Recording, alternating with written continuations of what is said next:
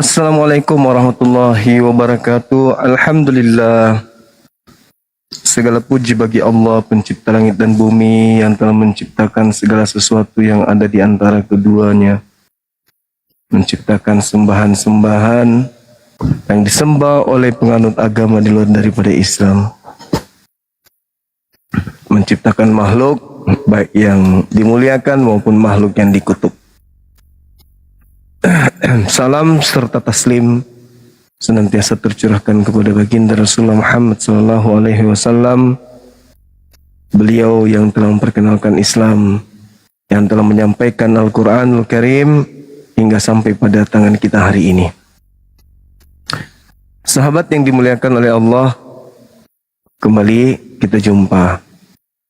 Berharap malam ini ada dari saudara kita non-muslim yang bisa menjelaskan agama mereka terkait dengan sembahan yang mereka percayai mati dengan jalan kutuk di atas salib. Hal ini adalah hal yang sangat-sangat lucu bagi kita umat Islam. Bagaimana seorang yang dikutuk bisa kemudian dijadikan Tuhan, dijadikan sebagai juru selamat, sedangkan orang tersebut menanggung seluruh dosa umat manusia. Tapi nggak apa-apa, kita memiliki sudut pandang yang berbeda.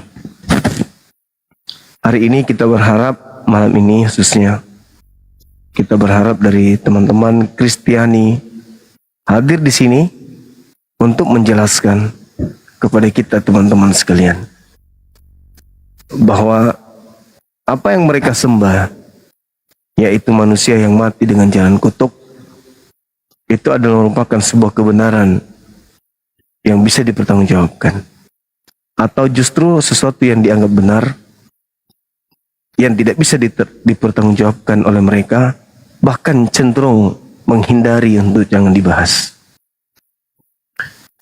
Saya melihat DM beberapa oten ke saya.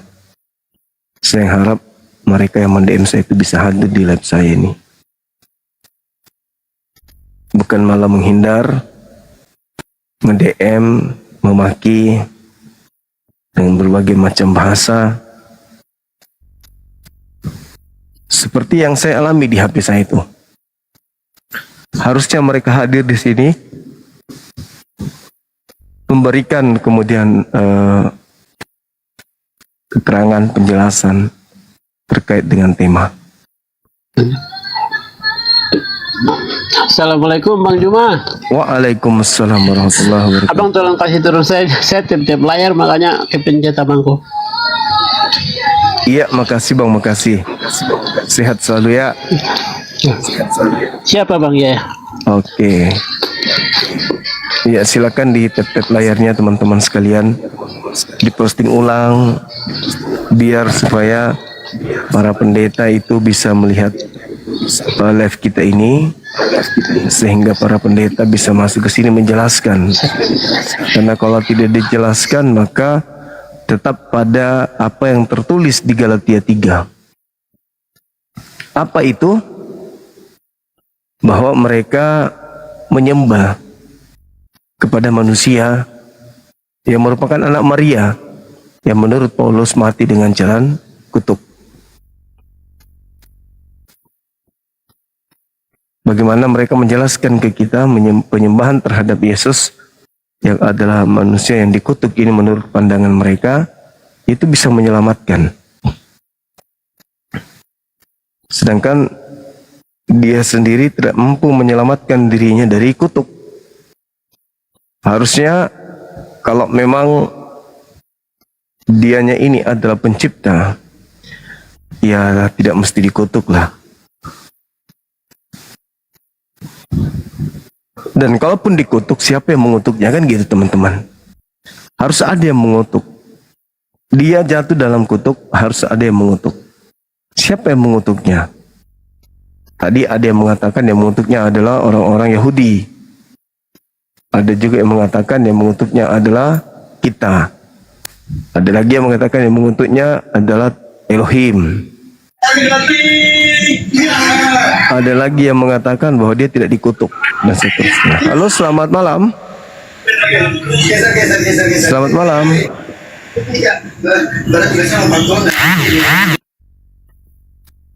Oke.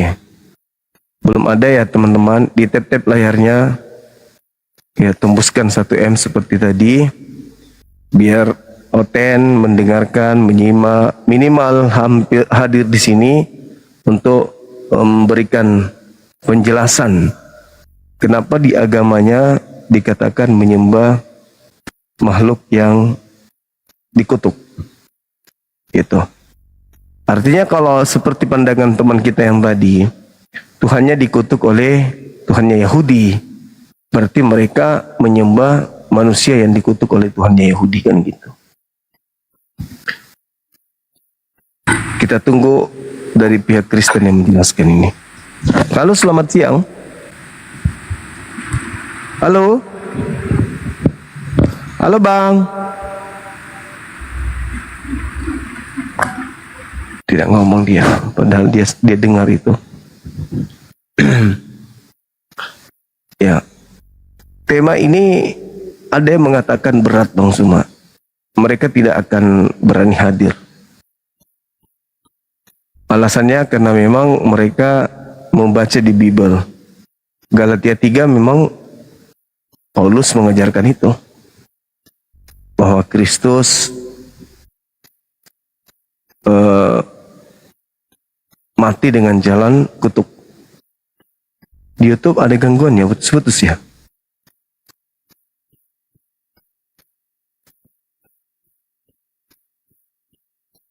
Masih putus-putus teman-teman yang di YouTube. Masih?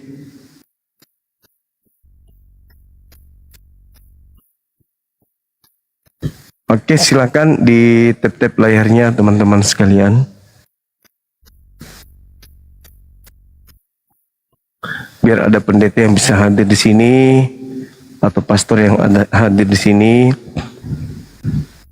menjelaskan tema ini gitu. Karena kalau kita kesimpulannya jelas di Al-Quran yang terkutuk iblis, di kitabnya Yahudi yang terkutuk juga iblis. Nah di Kristen ini yang terkutuk malah sembahan mereka gitu. Gimana ini? Mereka harus menjelaskan duduk perkaranya gimana. Kok bisa?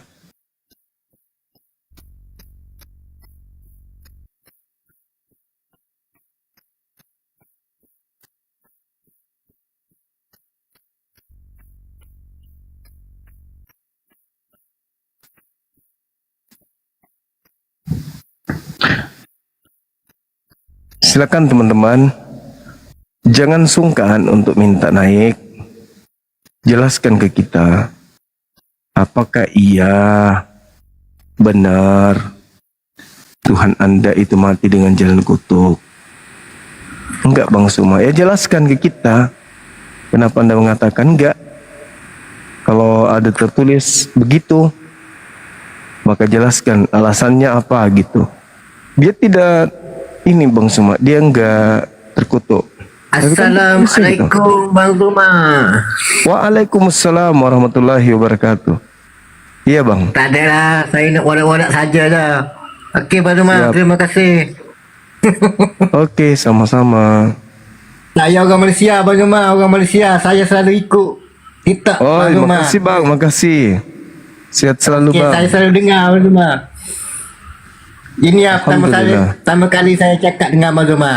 Siap, siap. Keren sekali Bang Tuma. Makasih Bang, makasih. Oh, Kita saya orang menunggu. Kelantan, orang Kelantan. Siap, siap, siap. Okey Bang Tuma, terima kasih. Assalamualaikum Bang Tuma. Waalaikumsalam warahmatullahi wabarakatuh Bang. Terima kasih banyak. Kita tunggu ya teman-teman. Sabar kita menunggu saudara-saudara kita Oten. Karena memang harus mereka berpikir 15 tahun untuk bisa hadir menjelaskan iman mereka sesuai dengan pandangan mereka di hadapan kita umat Islam. Kalau mereka menjelaskan iman mereka ke mana? Ke agamanya sendiri ya, mungkin bagus. Mereka bisa percayai. Tapi ketika mereka menjelaskan iman dia ke kita, disinilah muncul banyak masalah gitu, teman-teman sekalian.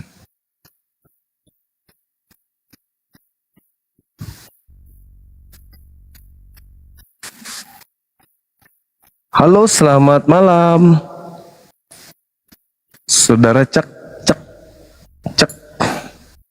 Turun sendiri teman-teman sekalian.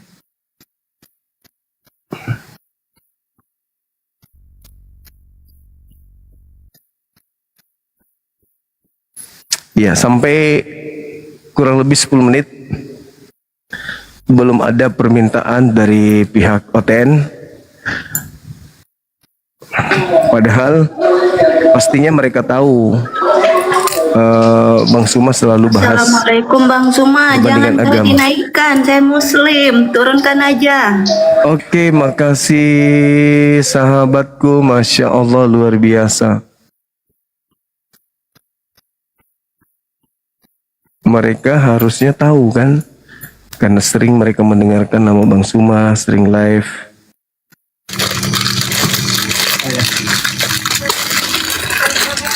Halo, selamat malam. Halo. Semangat malam, Bang.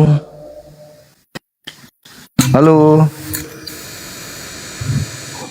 Masih belum ada teman-teman sekalian. Kita tetap menunggu dengan sabar. Ada masa nanti mereka akan datang. Hadir di sini bersama dengan kita. Ya, love orange-nya ya teman-teman, biar lebih kuat lagi komal kita ini ya. Silakan, silakan, silakan. Saudara non muslim naik, minta permintaan, biar kita diskusi.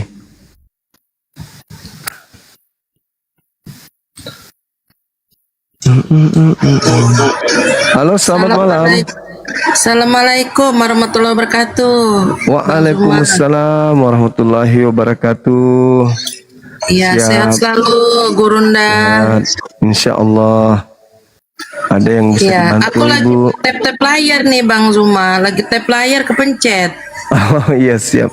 Memang sering kayak gitu Ibu. Sehat selalu ya Gurunda Zuma. Amin, makasih, makasih. Iya, iya. Masya Allah. Assalamualaikum Salam kenal. warahmatullahi wabarakatuh. Waalaikumsalam warahmatullahi wabarakatuh.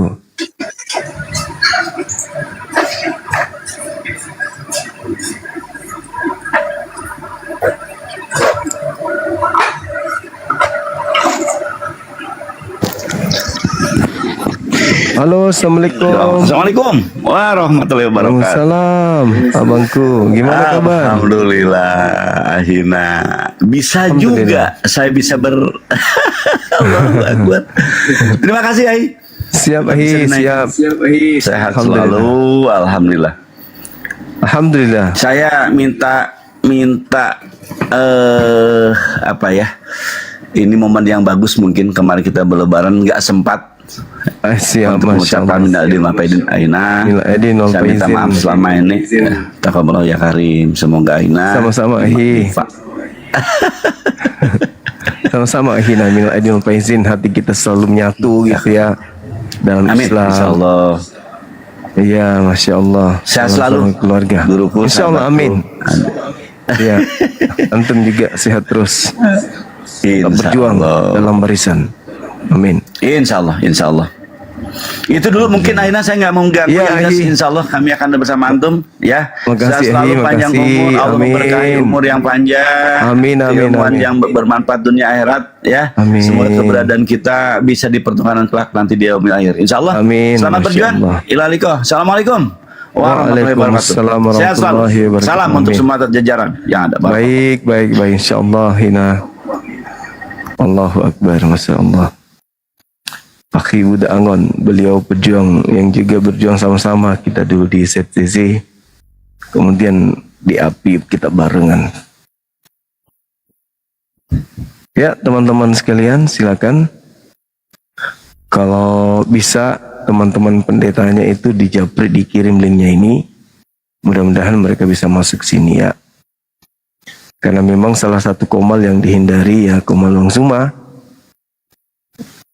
Kenapa? Ya tentu teman-teman semua tahu jawabannya. Kenapa mereka menghindari komal ini?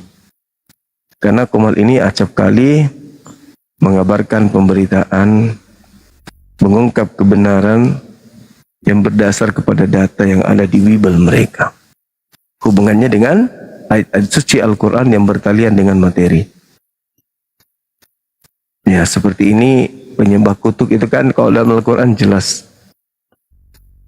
Yang dikutuk, yang diusir dari surga itu adalah iblis. Setelah turun ke bumi, ya iblisnya tetap berkarya pastinya. Tidak mungkin dia tidak menyesatkan manusia. Dan itu Yesus sendiri yang telah menerangkan itu. Agar waspada kepada penyesat yang datang memakai namanya. Begitu sahabat-sahabat. Halo, selamat malam saudara Krios. Turun dia beliau teman-teman. Ya, di Islam itu kan jelas penyembah adalah manusia kepada Tuhannya, di mana Tuhannya itu maha suci lagi maha tinggi. Sedangkan di Kristen, ya Tuhannya pernah terjadi hal yang mengenaskan, yaitu penyaliban. Penyaliban, di mana penyaliban ini adalah pekerjaan orang-orang yang membenci beliau, membenci Yesus. Akibat dari kebenciannya inilah mereka kemudian menyalib. Kalau mereka tidak benci, ya tidak mungkin menyalibkan, kan gitu ya teman-teman.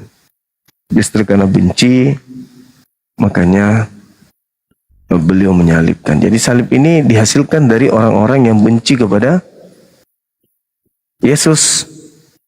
Coba mereka semuanya percaya kepada Yesus, maka tidak ada penyaliban.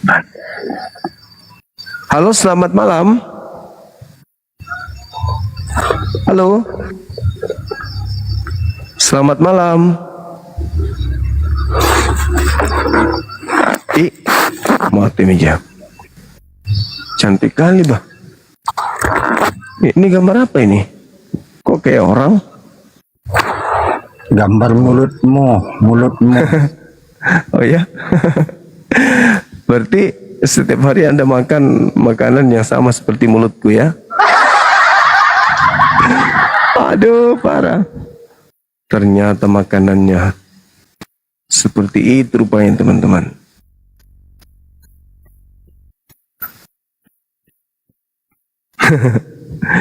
Dia mau makan yang kayak begitu rupanya. Halo, selamat malam. Turun lagi teman-teman sekalian. Artinya kalau semakin hari semakin sepi konten di Komal ini, itu sinyal teman-teman bahwa yang kita sampaikan itu adalah kebenaran, kan gitu ya.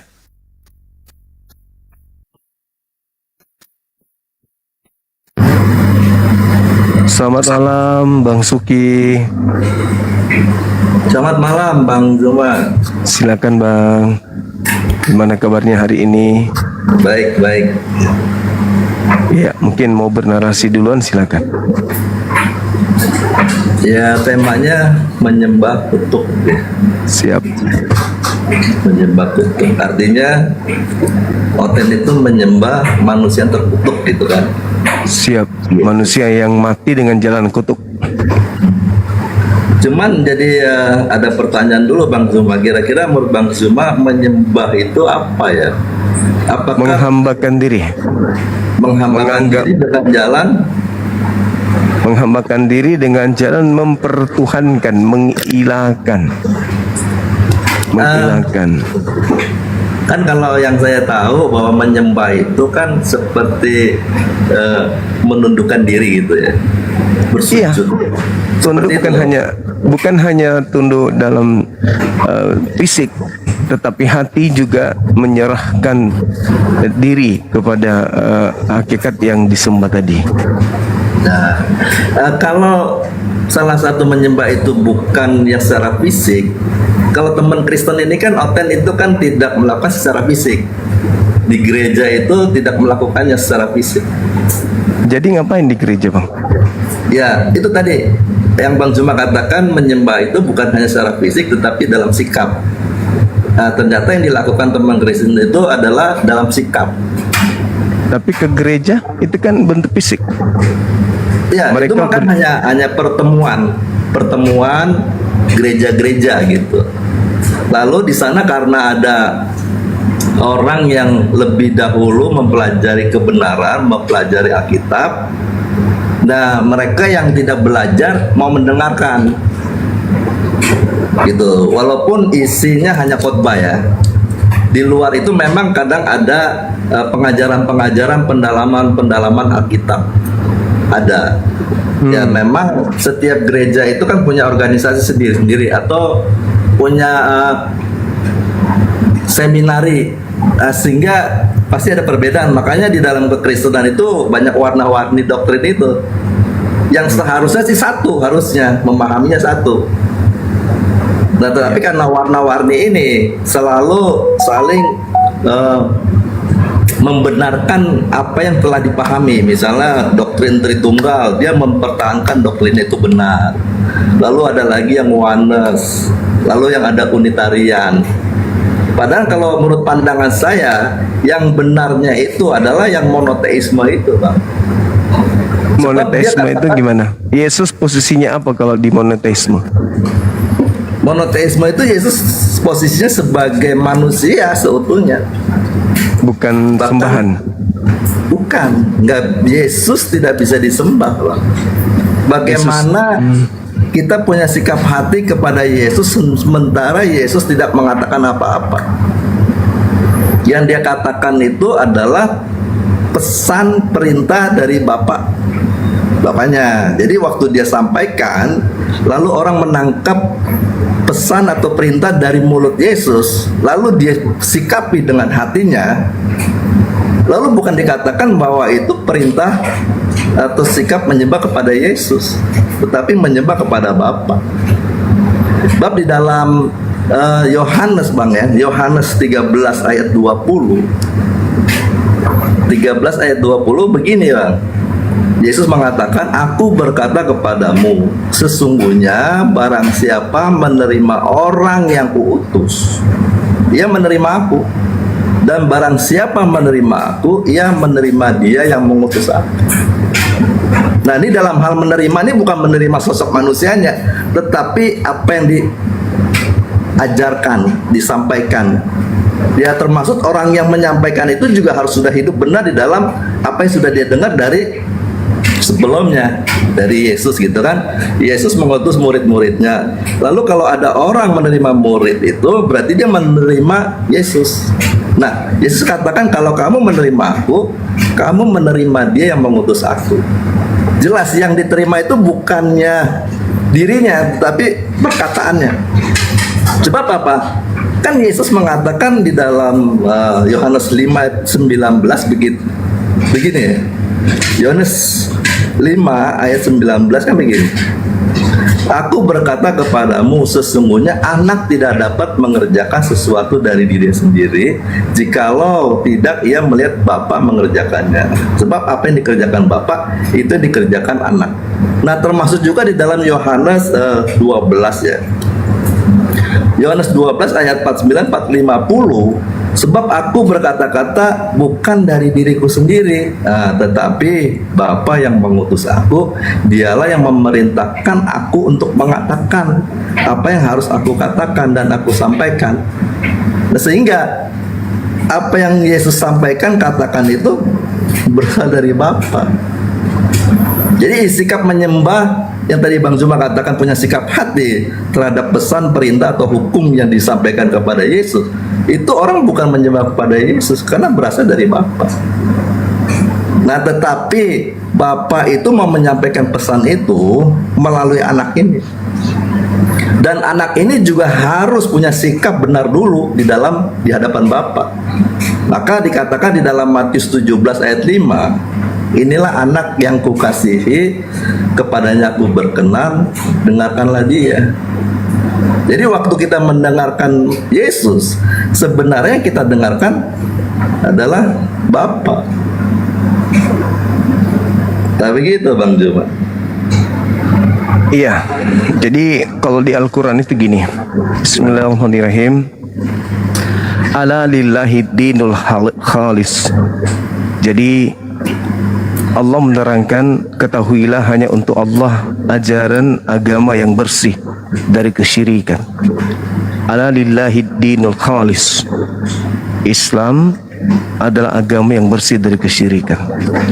Orang-orang yang mengambil pelindung selain daripada Allah kemudian berkata, kami sebenarnya tidak menyembah Yesus, tidak menyembah Isa, illa liyuqarribuna ilallah zulfa, selain kami jadikan Isa sebagai alat agar kami bisa mendekatkan diri kepada Allah. Mereka selalu menyembunyikan identitas mereka sebagai penyembah, orang-orang yang melakukan kesyirikan, kata Quran. Sesungguhnya Allah akan memberi keputusan di antara mereka tentang apa yang kemudian mereka perselisihkan. Sesungguhnya Allah tidak memberi petunjuk kepada pendusta lagi yang sangat ingkar. Jadi kalau saudara malam ini mengatakan kami tidak menyembah Yesus, itu merusak gereja itu. Karena Yesus itu diajarkan oleh gereja sehakikat dengan pencipta.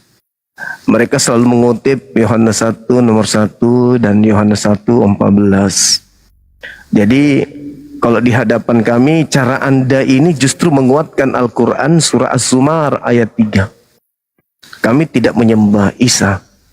Kami hanya mendekatkan diri sedekat-dekatnya kepada Elohim, kepada Allah, melalui perantaraan Isa, melalui perantaraan Yesus. Padahal di gereja kalau dikatakan bahwasanya tidak menyembah, tidak menghambakan diri kepada Yesus, lalu kenapa tidak melakukan prosesi ibadah yang dilakukan oleh orang-orang Yahudi, menyembah hanya kepada Elohim? Kenapa harus ada embel-embel Yesus dianggap sebagai Tuhan, nuzul ke bumi sebagai teofani, ya, untuk berinkarnasi, kemudian menjadi dirinya itu menjadi manusia seperti yang digambarkan dalam Filipi 2 nomor 6, nomor 7, nomor 8. Kenapa harus mengatakan bahwa kami tidak menyembah Yesus? Lalu kenapa tidak melakukan materi-materi ibadah seperti arfid atau marij atau misah, mincah atau minkhah dalam bahasa Ibrani? Ibadah 3 kali dalam sehari. Kemudian mereka berdoa seperti ya umumnya orang-orang Yahudi yang diajarkan oleh rabi-rabi mereka. Kenapa Kristen tidak melakukan itu? Dan ibadah-ibadah yang dilakukan oleh Yesus seperti sujud dalam beribadah, kemudian mereka mendudukkan bagaimana dalam saat prosesi ibadah mereka menggunakan tradisi-tradisi nenek moyang mereka. Mereka ibadahnya di sinagoge, kemudian mereka kemudian ibadah bersama disebut di mana mereka ada yang disebut apa tuh yang di atas kepala tuh telit atau selendang doa juga mereka gunakan. Kenapa tidak melakukan itu? Kenapa tidak menggunakan tutup kepala atau kipah dalam orang-orang Yahudi? Kalau memang fokusnya menyembah kepada Elohim. Dan satu hal yang perlu saudara pahami, di dalam kaidah Yudaism, ketika mereka menyembah kepada Elohim, berarti mereka mengasihi Elohim. Dalam hal mengasihi Elohim, tidaklah dikatakan mengasihi jikalau tidak melakukan perintah-perintahnya. Itu diterangkan di Ulangan 11 nomor 1, Yosua 22 nomor 5. Orang yang mengasihi Elohim adalah orang yang melakukan segala perintah yang dititahkan oleh Elohim melalui para nabi. Nah, sedangkan yang kami temukan di Kristen itu tak ada. Nah, ini sekarang Anda mengatakan kami tidak menyembah, kami tidak beribadah, kami tidak mengilahkan Yesus. Lalu yang kalian ilahkan siapa? Tuhannya Yahudi ya? Tuhannya Yahudi memiliki metode tersendiri. Dengan cara kalian ibadah minggu, berkumpul dengan orang-orang yang makan babi, yang tidak bersunat, itu tidak beribadah kepada Elohim. Tuhannya Yahudi enggak. Itu kalian bikin aturan-aturan itu sendiri. Maka lebih tepat apa yang dikatakan oleh Al-Quran yang saya sebutkan tadi, bahwasanya orang Kristen itu tidak seperti Islam. Ala lillahi dinul khalis, satu-satunya agama yang kemudian tidak abu-abu, bersih dari kesyirikan. Nabi Muhammad datang, Nabi Musa datang, Nabi Abraham, Nabi Isa, benar-benar dengan berbagai macam mukjizat yang mereka lakoni, tidak menjadikan mereka kemudian setara, sehakikat dengan pencipta langit dan bumi. Murni mereka hanyalah utusan Tuhan, Rasul Tuhan. Tidak ada embel-embel. Oh, dia adalah inkarnasi Tuhan, dia adalah teofani Tuhan, dia adalah Tuhan itu sendiri yang datang dalam daging dan seterusnya. Saya kira begitu, Mu. Jadi kalau dikatakan menyembah kutuk, ya itu nggak bisa ditutupi dengan mengatakan kami tidak menyembah Yesus. Karena faktanya hari Minggu ibadah menyembah atau menghambakan diri kepada Yesus. Yesus adalah Tuhan yang setara dengan Bapa atau Elohim. Silakan. Ya, berkaitan dengan hari Minggu datang ke gereja lalu orang memuji. Itu saya baca di dalam Wahyu dulu, Bang. Wahyu 5 ayat 13, 12, 13. Wahyu 5 ayat 12 begini, Bang. Katanya dengan suara nyaring, anak domba yang disembelih itu layak untuk menerima kuasa dan kekayaan dan hikmat dan kekuatan dan hormat dan kemuliaan dan puji-pujian. Jadi di dalam gereja itu kita umat Kristen itu memuji dia, anak domba ini, Yesus, karena dia yang telah rela mengorbankan dirinya sebagai tebusan. Nah, karena dia rela menjadi tebusan, sehingga saya orang Kristen itu yang telah berbuat dosa, yang tidak mampu membayar dosa itu sebagai hutang kepada Sang Raja atau Tuhan, dibayar oleh Yesus. Walaupun tuntutan daripada setiap orang yang berbuat dosa itu harus bertobat, dia harus ada pemulihan potensi di dalam dirinya, itu jangan lakukan lagi. Tetapi sesuatu yang rusak itu harus ada yang penggantinya. Misalnya saya merusak barang seseorang, lalu saya bertobat, artinya menyesali, tetapi tidak otomatis barang itu jadi berubah, jadi baik lagi, kecuali ada pengganti barang itu, Bang. Nah, inilah yang Yesus lakukan, sehingga umat Kristen itu berterima kasih kepada Sang Anak ini. Yesus di samping Bapa memerintahkan untuk mendengarkan suaranya, ajarannya, perkataannya, itu semua pun berasal dari Bapa. Ulangan 18, 15 sampai 18. Termasuk di dalam Yohanes 17 ayat 8, segala firman ya telah kusampaikan. Sebab segala firman itu jika kita terima, itu kita akan hidup sesuai dengan Matius 4 ayat 4. Di sana Yesus mengatakan manusia hidup bukan hanya dari roti, tapi dari setiap firman yang keluar dari mulut Allah. Nah, firman yang keluar dari mulut Allah itu disampaikan melalui mulut Yesus. Karena Allah nggak mungkin bicara langsung menggelegar gitu, dia butuh manusia. Dan manusianya Yesus yang dikatakan di dalam 1 Korintus 15 ayat 45, Yesus adalah Adam yang akhir. Jadi dia setara dengan Adam pertama. Nah, Adam pertama karena dia tidak mencapai gambar rupa atau kehilangan kemuliaan, jadi hubungan dengan Bapa itu terputus. Jadi bicara tentang dosa itu sebenarnya dijelaskan di dalam ajaran Yesus, di dalam perumpamaan, di dalam Matius, Bang. Matius 18 ya, ayat 21. Di sini bicara tentang perumpamaan tentang pengampunan. Nah, saya coba baca ya. Yesus berkata kepadanya, nah, kalau ayat 21 begini, kemudian datanglah Petrus dan berkata kepada Yesus, Tuhan, sampai berapa kali aku harus mengampuni saudaraku jika ia berbuat dosa terhadap aku? Sampai 7 kali? Nah, lalu Yesus berkata, bukan, aku berkata kepadamu bukan sampai 7 kali, melainkan sampai 70 kali 7 kali. Nah, lalu ayat 23 begini ceritanya. Sebab hal kerajaan sorga seumpama seorang raja yang hendak mengadakan perhitungan dengan hamba-hambanya. Setelah ia mulai mengadakan perhitungan itu, dihadapkanlah kepadanya seorang yang berhutang 10.000 talenta. Nah, ini 10.000 talenta itu besar kali ya. Ini kalau dirupiahkan sebetulnya dia kurang lebih di 6 miliar atau 6 triliun gitu Pak. Ini hutang seorang hamba kepada raja, dinilai angkanya 10.000 talenta. Nah lalu, tetapi karena orang itu tidak mampu melunaskan hutangnya, raja itu memerintahkan supaya ia dijual beserta anak istrinya dan segala miliknya untuk membayar hutangnya. Maka sujudlah hamba itu dan menyembah dia, katanya, sabarlah dahulu, segala hutangku akan kulunaskan. Nah ayat 27, lalu tergeraklah hati raja itu oleh belas kasihan akan hamba itu, sehingga ia membebaskannya dan menghapuskan hutangnya. Nah ayat 28, tetapi ketika hamba itu keluar, ia bertemu dengan seorang hamba lain yang berhutang 100 dinar. Nah 100 dinar ini upah kerja selama 100 hari. Jadi ibaratnya orang kerja 3 bulan 10 hari, itu gajinya. Dibandingkan tadi 10.000 talenta, itu kalau dinilai itu seperti 6 triliun ya.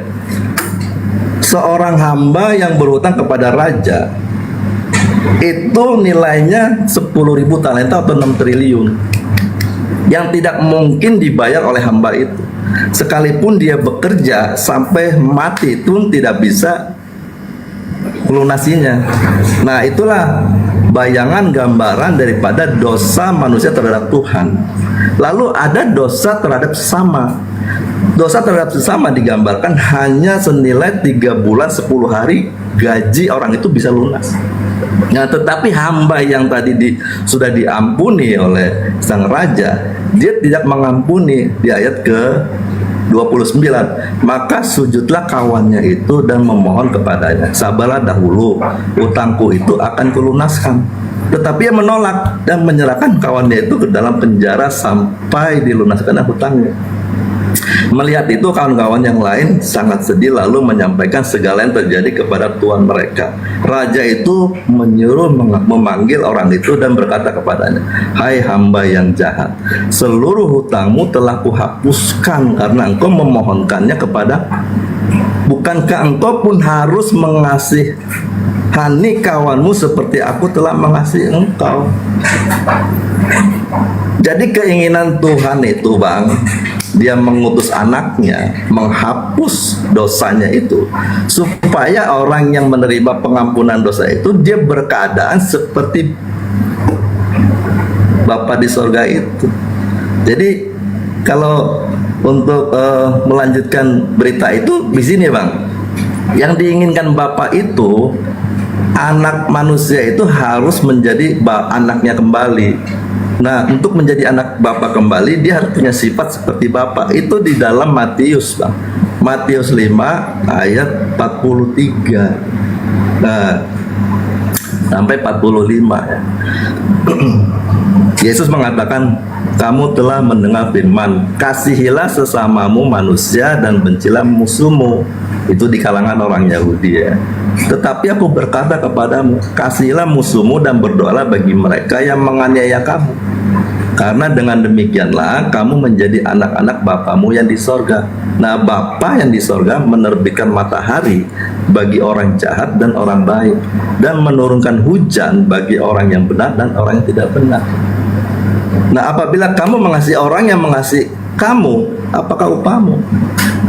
Nah, jadi yang diinginkan Tuhan itu berkeadaan seperti Yesus itu, Bang, supaya kembali menjadi anak. Sebab Yesus ini anak tunggal yang diutus ke dunia. Lalu dia bersedia menjadi anak sulung. Karena diikuti oleh orang-orang yang mau hidup seperti Yesus. Kalau orang hidup seperti Yesus berarti dia jadi saudaranya.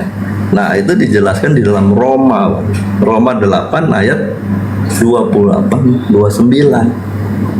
Nah, kalau 28-nya begini, kita tahu sekarang bahwa Allah turut bekerja dalam segala sesuatu untuk mendatangkan kebaikan bagi mereka yang mengasihi Dia, yaitu bagi mereka yang terpanggil sesuai dengan rencana Allah. Ada rencana Allah itu rencana waktu mencipta manusia sebenarnya. Nah, sebab semua orang yang dipilihnya dari semula, mereka juga ditentukan dari semula untuk menjadi serupa dengan gambaran anaknya, supaya ia anak itu menjadi yang sulung di antara banyak saudara. Jadi ada dosa, ada pertobatan, itu tidak cukup, Bang. Karena waktu dia berbuat dosa ada sesuatu yang harus diperbaiki. Nah, waktu dia berbuat dosa itu ada putus hubungan dengan Bapa. Nah, bagaimana untuk menjalin hubungan ini? Pemulihan itu, Bang. Nah, itu dibutuhkan anak. Artinya gini, setiap hukuman, setiap dosa, di sana orang menerima hukuman, harus dihukum. Nah, sesuai dengan Nahum ya, Nahum 1 ayat 3 dikatakan Tuhan itu panjang sabar dan besar kuasa, tetapi ia tidak sekali-kali membebaskan dari hukuman orang yang bersalah. Orang yang bersalah pasti kena hukum, nggak mungkin enggak. Nah, hukumannya itu ditimpakan kepada Yesus, selesai gitu. Jadi makanya ada substitusi di dalam. Kalau kita mulai dari Efesus 2 ayat 15, di sini ada kaitannya langsung ke Kolose 2 ayat 14 dengan menghapuskan surat hutang yang oleh ketentuan-ketentuan hukum mendakwa dan mengancam kita, dan itu ditiadakannya dengan memakukannya pada kayu salib. Jadi waktu Yesus di atas kayu salib, Bang, manusia yang berdosa itu dibebaskan. Harusnya saya yang disalib, harusnya saya yang dihukum, saya yang dikutuk, tetapi Bapak mengasihi. Karena memang keadilan itu, untuk melihat keadilan, kalau saya sebagai orang tua di rumah, ada anak, saya punya anak 5 misalnya, satu bersalah, dia harus adil di hadapan teman saudara yang lain, dia harus mendapat hukuman. Bukan karena saya ampuni, lalu tidak mendapat hukuman, itu tidak adil, harus dihukum. Supaya yang lainnya tidak melakukan kesalahan yang sama. Sebab kalau anak salah lalu minta ampun lalu selesai, tidak ada penghukuman, berarti tidak ada keadilan. Keadilannya jadi keadilan yang kompromi. Nah, jadi kedatangan Yesus itu menggantikan posisi manusia yang dikatakan di dalam Mazmur 14 itu, semua manusia itu telah berbuat jahat dan tidak ada yang mencari Tuhan. Semuanya bersalah, Bang. Jadi kalau semua orang telah bersalah, kalau ditegakkan di Hezkiel 18 ayat 20, semuanya mati. Makanya Yesus dikatakan sebagai anak tunggal, manusia satu-satunya yang hidup di hadapan Bapa. Nah, supaya manusia yang segini banyaknya dia hidup kembali, dia korbankan tuh anak. Dia rela sesuai dengan hukum Taurat. Kalau di dalam Roma 5 ayat 13 kan begini, Bang. Sebab sebelum hukum Taurat ada, telah ada dosa di dunia, tetapi dosa itu tidak diperhitungkan kalau tidak ada hukum Taurat. Nah, sekarang sudah ada hukum Taurat, waktu zamannya itu diberikan hukum Taurat.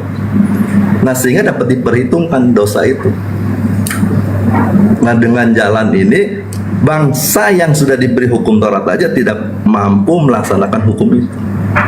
Dia bersalah. Makanya kan ada hukum yang tertulis. Hukum ini harus digenapi, Bang. Ada yang bersalah tetapi tidak ada menanggungnya. Yesus menanggungnya, Bang, sehingga hukum itu bisa diselesaikan, dinyatakan sudah ada penggantinya. Ya udah, hukum ini selesai, sudah tidak efektif lagi. Sama ibaratnya kalau waktu zaman pandemi, Bang Zuma, waktu itu pemerintah mengeluarkan hukum aturan setiap orang harus memakai masker. Nah, kalau kedapatan orang tidak pakai masker, dia kena hukuman. Tetapi setelah hukum itu dibatalkan, orang mau pakai masker boleh, mau nggak pakai masker juga nggak masalah. Itu tinggal tergantung manfaat dari setiap orang. Wah, kalau keluar ini ada debu, ya pakailah masker. Wah, saya sakit supaya tidak menularkan orang, pakai masker. Atau saya lihat ada orang sakit, waduh, saya pakai masker supaya tidak ketular. Ada manfaatnya di sana. Demikian juga dengan yang masalah sunat, masalah puasa, itu boleh-boleh aja, itu baik, nggak salah. Tetapi sudah ada terjadi perubahan hukum. Makanya di Roma 10 ayat 4, Kristus kegenapan hukum Taurat. Jadi berubah, Bang. Tadinya hukum yang ditulis di atas dua loh batu itu, yang dikatakan dalam Yohanes 1 ayat 17, sebab hukum Taurat diberikan oleh Musa, tetapi kasih karunia dan kebenaran datang oleh Yesus. Nah, itu maksudnya Musa hanya mencatat hukum di atas kertas, Bang. Tetapi Yesus itu hukum itu sudah ditulis di dalam hatinya. Makanya di dalam Matius 5 ayat 17 dia menggenapi Yeremia 31 itu. Ya, demikian dulu, Bang. Lanjut. Oke. Kenapa cerita-cerita panjang ini tidak dijadikan sebagai materi ahli Taurat, mahkamah agama, imam kepala pada saat mereka berunding membunuh Yesus? Kenapa kok muncul belakangan dari Anda? Apakah Anda lebih ahli kitab mereka daripada mereka sendiri? Kenapa mereka harus berunding dengan siasat palsu, tipu muslihat untuk membunuh Yesus? Kok Anda lebih hebat dari mereka gitu loh? Apakah saudara bisa bahasa Ibrani? Saya tidak bisa bahasa Ibrani. Ya, Tapi gini, Bang. Tunggu. Kenapa keadaan yang begitu kompleks pada saat itu antara mati hidupnya Yesus? Tidak ada bahasa-bahasa seperti Anda bawa Roma, Galatia, dan seterusnya. Kok nggak ada? Malah imam kepala bernubuat tahun itu. Dan nubuatannya itu ada dua sumber. Ada salah satu sumber di antara dua sumber ini yang kemungkinannya. Yang pertama dari Tuhan, yang kedua dari iblis. Coba Anda baca Yohanes 11. Mereka berunding membunuh Yesus. Kenapa nggak ada cerita-cerita seperti ini? Kok munculnya belakangan disusun rapi, seakan-akan kita ingin digiring gitu loh. Tapi nggak bisa kita tergiring. Kenapa? Karena yang mengeksekusi mati Yesus itu tidak mendasari penjelasan Anda sebagai dasar pijakan melakukan keputusan Yesus harus mati untuk itu. Kenapa jadinya Anda lebih pintar dari mereka yang punya kitab? Mereka bernubuat, maka sebagai imam besar pada tahun itu Kayapas bernubuat Yesus harus mati untuk bangsa Israel. Nggak ada itu untuk dosa waris. Nggak ada itu untuk mendamaikan dosa. Nggak ada itu cerita-cerita yang diramu belakangan untuk membuat manusia jadi malas beribadah kepada Tuhannya. Hanya sekedar untuk melampiaskan keinginan-keinginan daging sehingga hukum Tuhan dibatalkan. Padahal nggak ada. Murni orang Yahudi ingin menyalib Yesus karena mereka tidak ingin Yesus menyelamatkan manusia. Penyaliban itu justru pembatalan terhadap misi penyelamatan. Yohanes 3 nomor 16, begitu besar kasih karunia Tuhan akan dunia ini sehingga ia menugerahkan anaknya. Siapa yang percaya kepada Yesus tidak binasa. Nah, justru para penyalib tidak ingin Yesus dipercaya.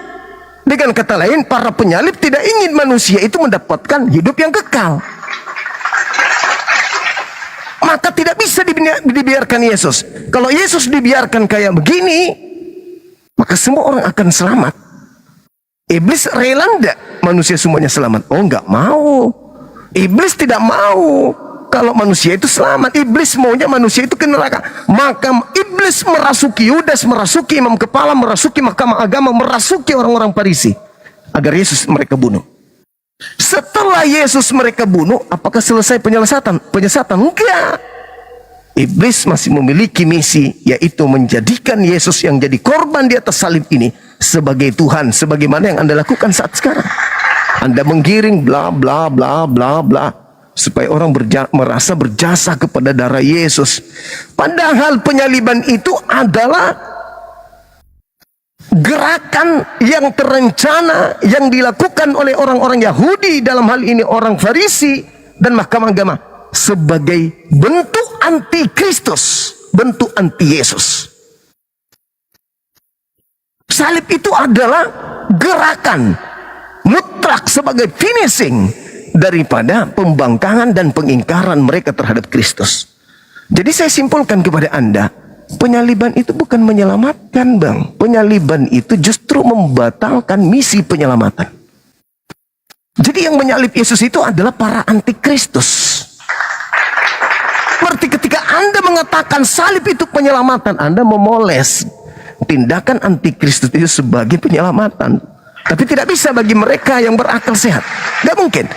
Orang-orang yang percaya pada saat itu dibantai oleh mereka. Termasuk Yesus, dibantai oleh mereka. Yesus tidak boleh dibiarkan terus melanjutkan misi penyelamatan. Maka kita batalkan misi penyelamatan itu dengan kita salibkan dia. Lalu kemudian obat kupingnya apa? Yesus mati dengan jalan kutuk untuk membebaskan kita dari hukum Tuhan. Apa ini? Kok bisa kayak gitu? Apa hubungannya coba Kristen dengan hukum Tuhan yang datang kepada Nabi Musa dan kaumnya?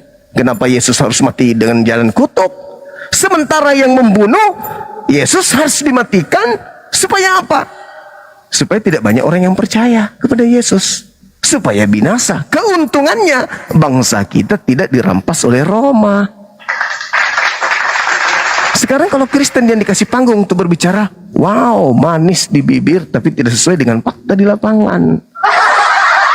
Meramu, pintar meramu. Meramu data, meramu dari ayat ke ayat, disambung-sambungkan ke sana sini demi untuk ada legalitasnya bahwa penyaliban itu adalah penyelamatan. Padahal di TKP penyaliban itu, sekali lagi saya katakan, penyaliban atau salib itu adalah simbol antikristus. Titik. Seperti itu, Bang. Mudah-mudahan Anda paham.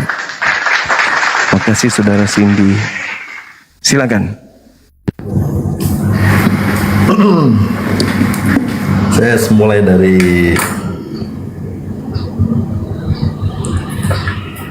saya bacakan ini dulu aja ya. Tadi kan di dalam Yohanes 1 ayat 17 begini ya. Sebab hukum Taurat diberikan oleh Musa, ya, tetapi kasih karunia dan kebenaran datang oleh Yesus Kristus. Sebenarnya kalau kita melihat ini, kita harus bisa jelas, Bang, bahwa Musa itu memberikan hukum, tetapi kasih karunia datang oleh pribadi. Nah, kalau kita membaca ayat 1 ini aja, harusnya sudah paham bahwa Matius 5 ayat 17 itu tergenapi.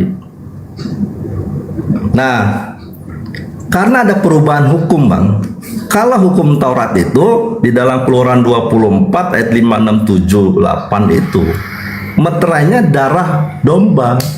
Artinya apa? Di dalam hukum itu, hukum Taurat yang ditulis di atas 2 loh batu itu memberikan solusi kepada bangsa Yahudi. Jika kamu berbuat salah, berbuat dosa, supaya kamu tidak dihukum mati, kamu harus sembelih hewan domba sebagai ganti nyawamu. Imamat 17 ayat 11. Nah, tetapi tidak mungkin nyawa manusia diganti oleh nyawa binatang. Itu nggak mungkin. Makanya di dalam Yohanes 1 ini ayat 17, kasih karunia dan kebenaran datang oleh Yesus Kristus. Lalu dilanjutkan di dalam ayat 29-nya. Yohanes mengatakan pada keesokan harinya Yohanes melihat Yesus datang kepadanya dan berkata, lihatlah anak domba Allah yang menghapus dosa dunia. Yesus disimbolkan sebagai domba, itu artinya anak manusia yang akan dikorbankan. Karena dia sebagai manusia satu-satunya tidak berbuat salah. Yohanes 8 ayat 46. Siapakah di antaramu yang membuktikan bahwa aku berbuat dosa? Jadi artinya anak Yesus disebut sebagai anak domba yang dikorbankan, itu layak. Sama sesuai dengan hukum Taurat itu, domba atau lembu yang tidak bercacat. Nah, lalu di dalam Matius 26 ayat 28, apa yang saya katakan? Inilah darahku, darah perjanjian yang ditumpahkan bagi banyak orang untuk pengampunan dosa. Jadi kalau Yesus mengatakan ini darahku, berarti dia dikorbankan. Dia menerima salib itu.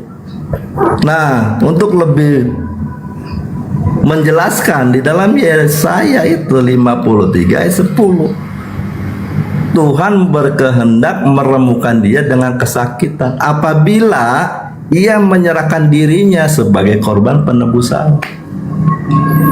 Nah, ini dilaksanakan waktu dia berdoa, Matius 26 ayat 39. Ya Bapakku, jikalau sekiranya mungkin, biarlah cawan ini lalu daripada. Tetapi janganlah seperti yang kuhendaki, melainkan seperti yang engkau kehendaki. Terjadilah.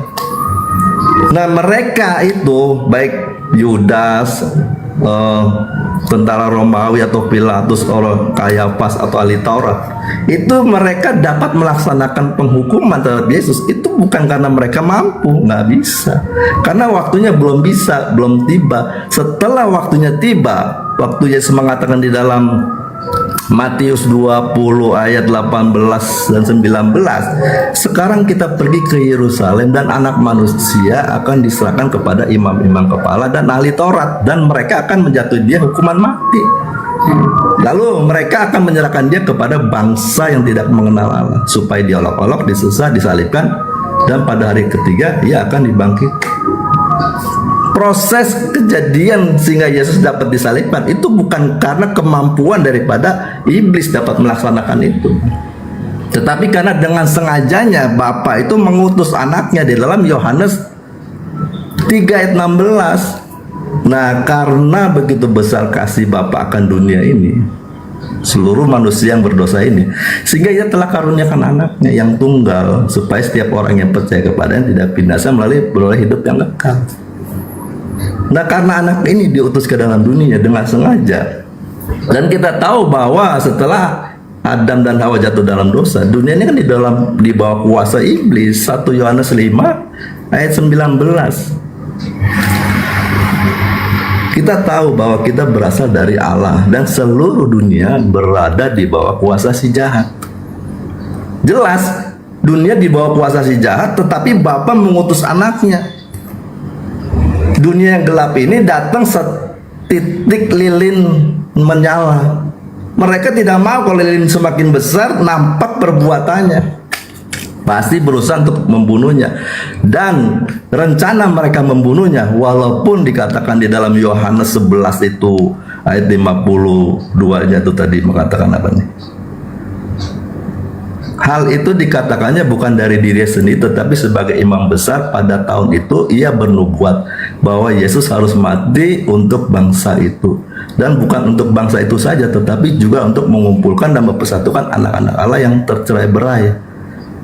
Di sini Kayafas mengatakan bahwa lebih baik satu orang mati daripada sebangsa kita nanti dibinasakan oleh Roh. Itu tipu daya dari imam besar. Sebenarnya Yesus sudah memberitahu kepada kita melalui perumpamaan yang dikatakan di dalam Matius 21 ayat 33 sampai 30 40 ini, Bang. Ini saya langsung ke dalam ayat ke 38-nya ya. Tetapi ketika penggarap-penggarap itu melihat anaknya itu, mereka berkata seorang kepada yang lain, ia adalah ahli waris. Karena mereka tahu ini anak pewaris umat, Bang, pewaris domba. Dan mereka tidak mau menyerahkan domba atau umatnya ini kepada Yesus. Seperti yang nyata di dalam kehidupan Yesus, bahwa waktu Yesus datang dalam nama Bapaknya lalu dia berbuat mujizat, banyak orang berbondong-bondong datang kepadanya. Imam-imam ini, Imam Kayafas takut kehilangan popularitasnya, kehilangan umat atau kehilangan pemilihnya, pengikutnya. Maka bagaimana supaya dia tetap berkuasa? Ya, dia coba untuk membunuhnya, menggeser orang itu. Seharusnya imam ini menyerahkan domba atau umatnya kepada Yesus, sebagaimana hamba-hambanya sebelumnya itu adalah nabi-nabi telah diutus kepada imam untuk diberikan, tapi mereka bunuh. Nah, Oke. itu Bang. Iya. Tadi pernyataan saudara yang saya lihat terlalu berani mengatakan sesuatu menentang firman Tuhan ya. Dalam Imamat 17 nomor 11 tadi diawali dengan pernyataan maka lalu berfirmanlah Tuhan kepada Nabi Musa. Di mana di situ dikatakan bahwa darah yang dipersembahkan kemudian oleh Bani Israel itu untuk kemudian menebus Bani Israel.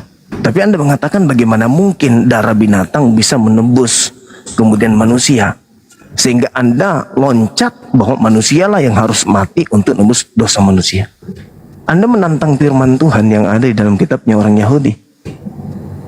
Apa dasarnya Anda mengatakan ketika Tuhan memerintahkan karena nyawa makhluk ada di dalam darahnya, dan Tuhan mengatakan, dan aku telah memberikan darah itu, aku Tuhan telah memberikan darah itu kepadamu di mezbah untuk mengadakan pendamaian dengan nyawamu. Kenapa Anda mengatakan tidak mungkin? Kenapa Anda lebih hebat dari Tuhannya Yahudi? Tidak mungkin darah hewan bisa menghidupi kemudian manusia. Kok bisa kayak gitu? Terlalu berani Anda menentang firman Tuhan yang katanya orang Yahudi ini firman Tuhan. Coba Anda baca nomor satunya. Maka berfirmanlah Tuhan. Tuhan berfirman kepada Musa, aku telah memberikan ketika nyawa makhluk ada dalam darahnya, dan aku telah memberikan darah itu kepadamu di atas mezbah untuk sebagai pendamai nyawamu. Tapi Anda mengatakan, oh itu tidak mungkin loh. Anda ini siapa, Bung? Kok Tuhannya Yahudi punya aturan Anda bantah gitu loh. Terus yang kedua, itu yang pertama. Yang kedua yang Anda harus pikirkan kembali sebelum Anda berargumentasi.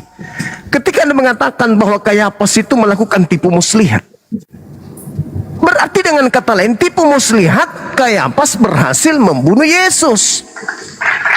Berarti hasil dari tipu daya, tipu muslihat Kayafas menyebabkan Anda selamat. Kalau Kayafas tidak melakukan tipu daya, tidak melakukan tipu muslihat dengan mengarang-arang nubuatan, Tuhan Anda yang mati dengan jalan kutuk itu tidak disalib.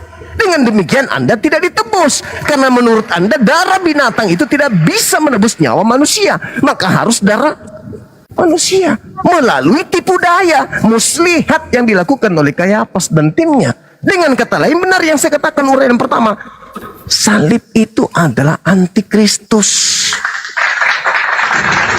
Di sisi lain Anda mengatakan Kayafas melakukan tipu muslihat. Di sisi lain Anda harus menerima hasil daripada tipu muslihat, yaitu Yesus ditumpahkan darahnya. Dengan cara apa? Dengan cara tipu daya. Berarti keselamatan Kristen berasal dari tipu daya.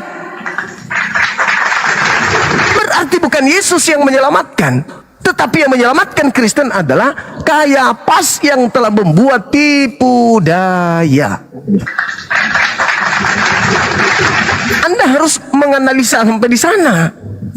Karena kenapa? Ketika Yesus datang, diawali dengan pernyataan Tuhan, katanya, begitu besar kasih karunia Tuhan akan dunia ini, sehingga menganugerahkan anaknya yang tunggal, barang siapa yang percaya kepada Yesus anaknya tidak binasa, melainkan memperoleh hidup yang kekal. Nah, Yesus dipercaya supaya orang itu hidup kekal, tidak binasa. Ajaibnya, ketika Yesus semakin banyak orang yang percaya, Kayafas tampil bersama dengan imam kepala mahkamah agama dan juga orang Farisi untuk menghentikan misi penyelamatan Yesus. Karena semakin banyak orang percaya, maka Yesus harus dibunuh. Berarti penyaliban adalah misi iblis untuk menghentikan misi penyelamatan Yesus.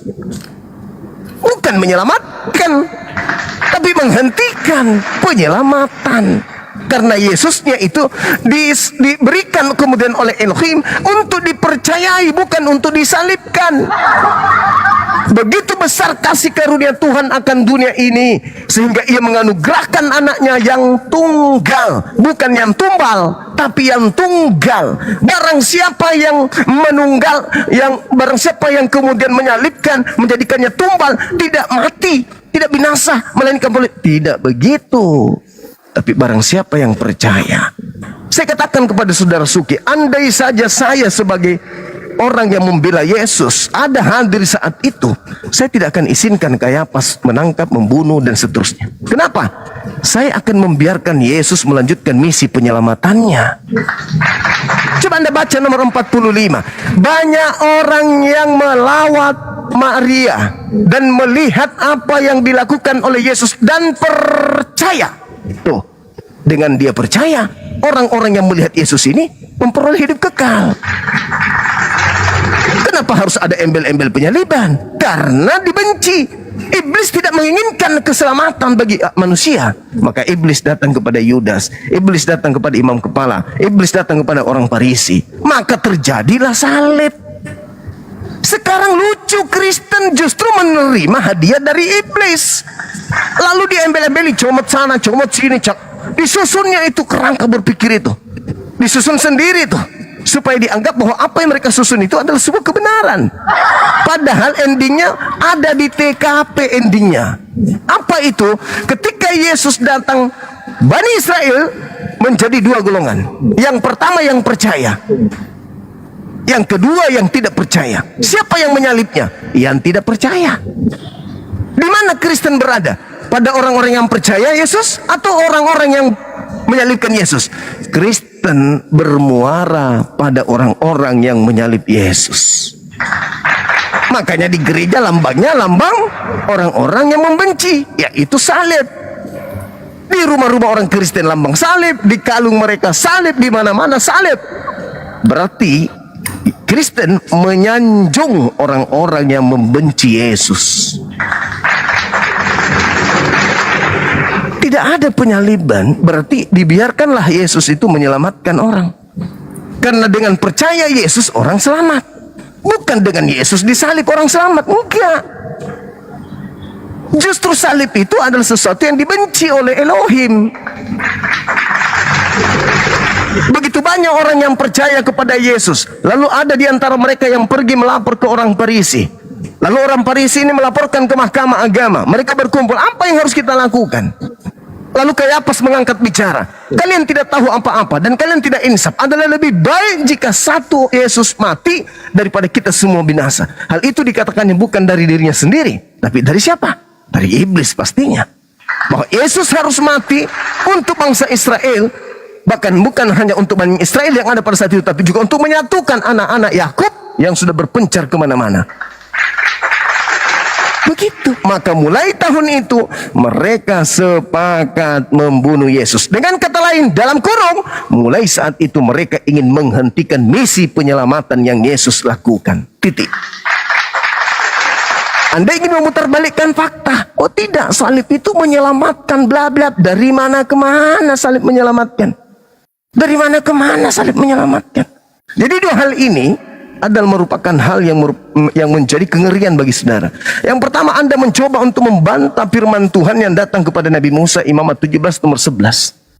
Tuhan sendiri yang mempersembahkan darah, memberikan solusi untuk pengampunan, untuk mengadakan pendamaian bagi nyawa Bani Israel, yaitu mereka harus mengorbankan binatang, bukan mengorbankan manusia. Tapi Anda bantah, bagaimana mungkin darah binatang bisa menyelamatkan? Loh, itu firman Tuhan yang mengatakan kok.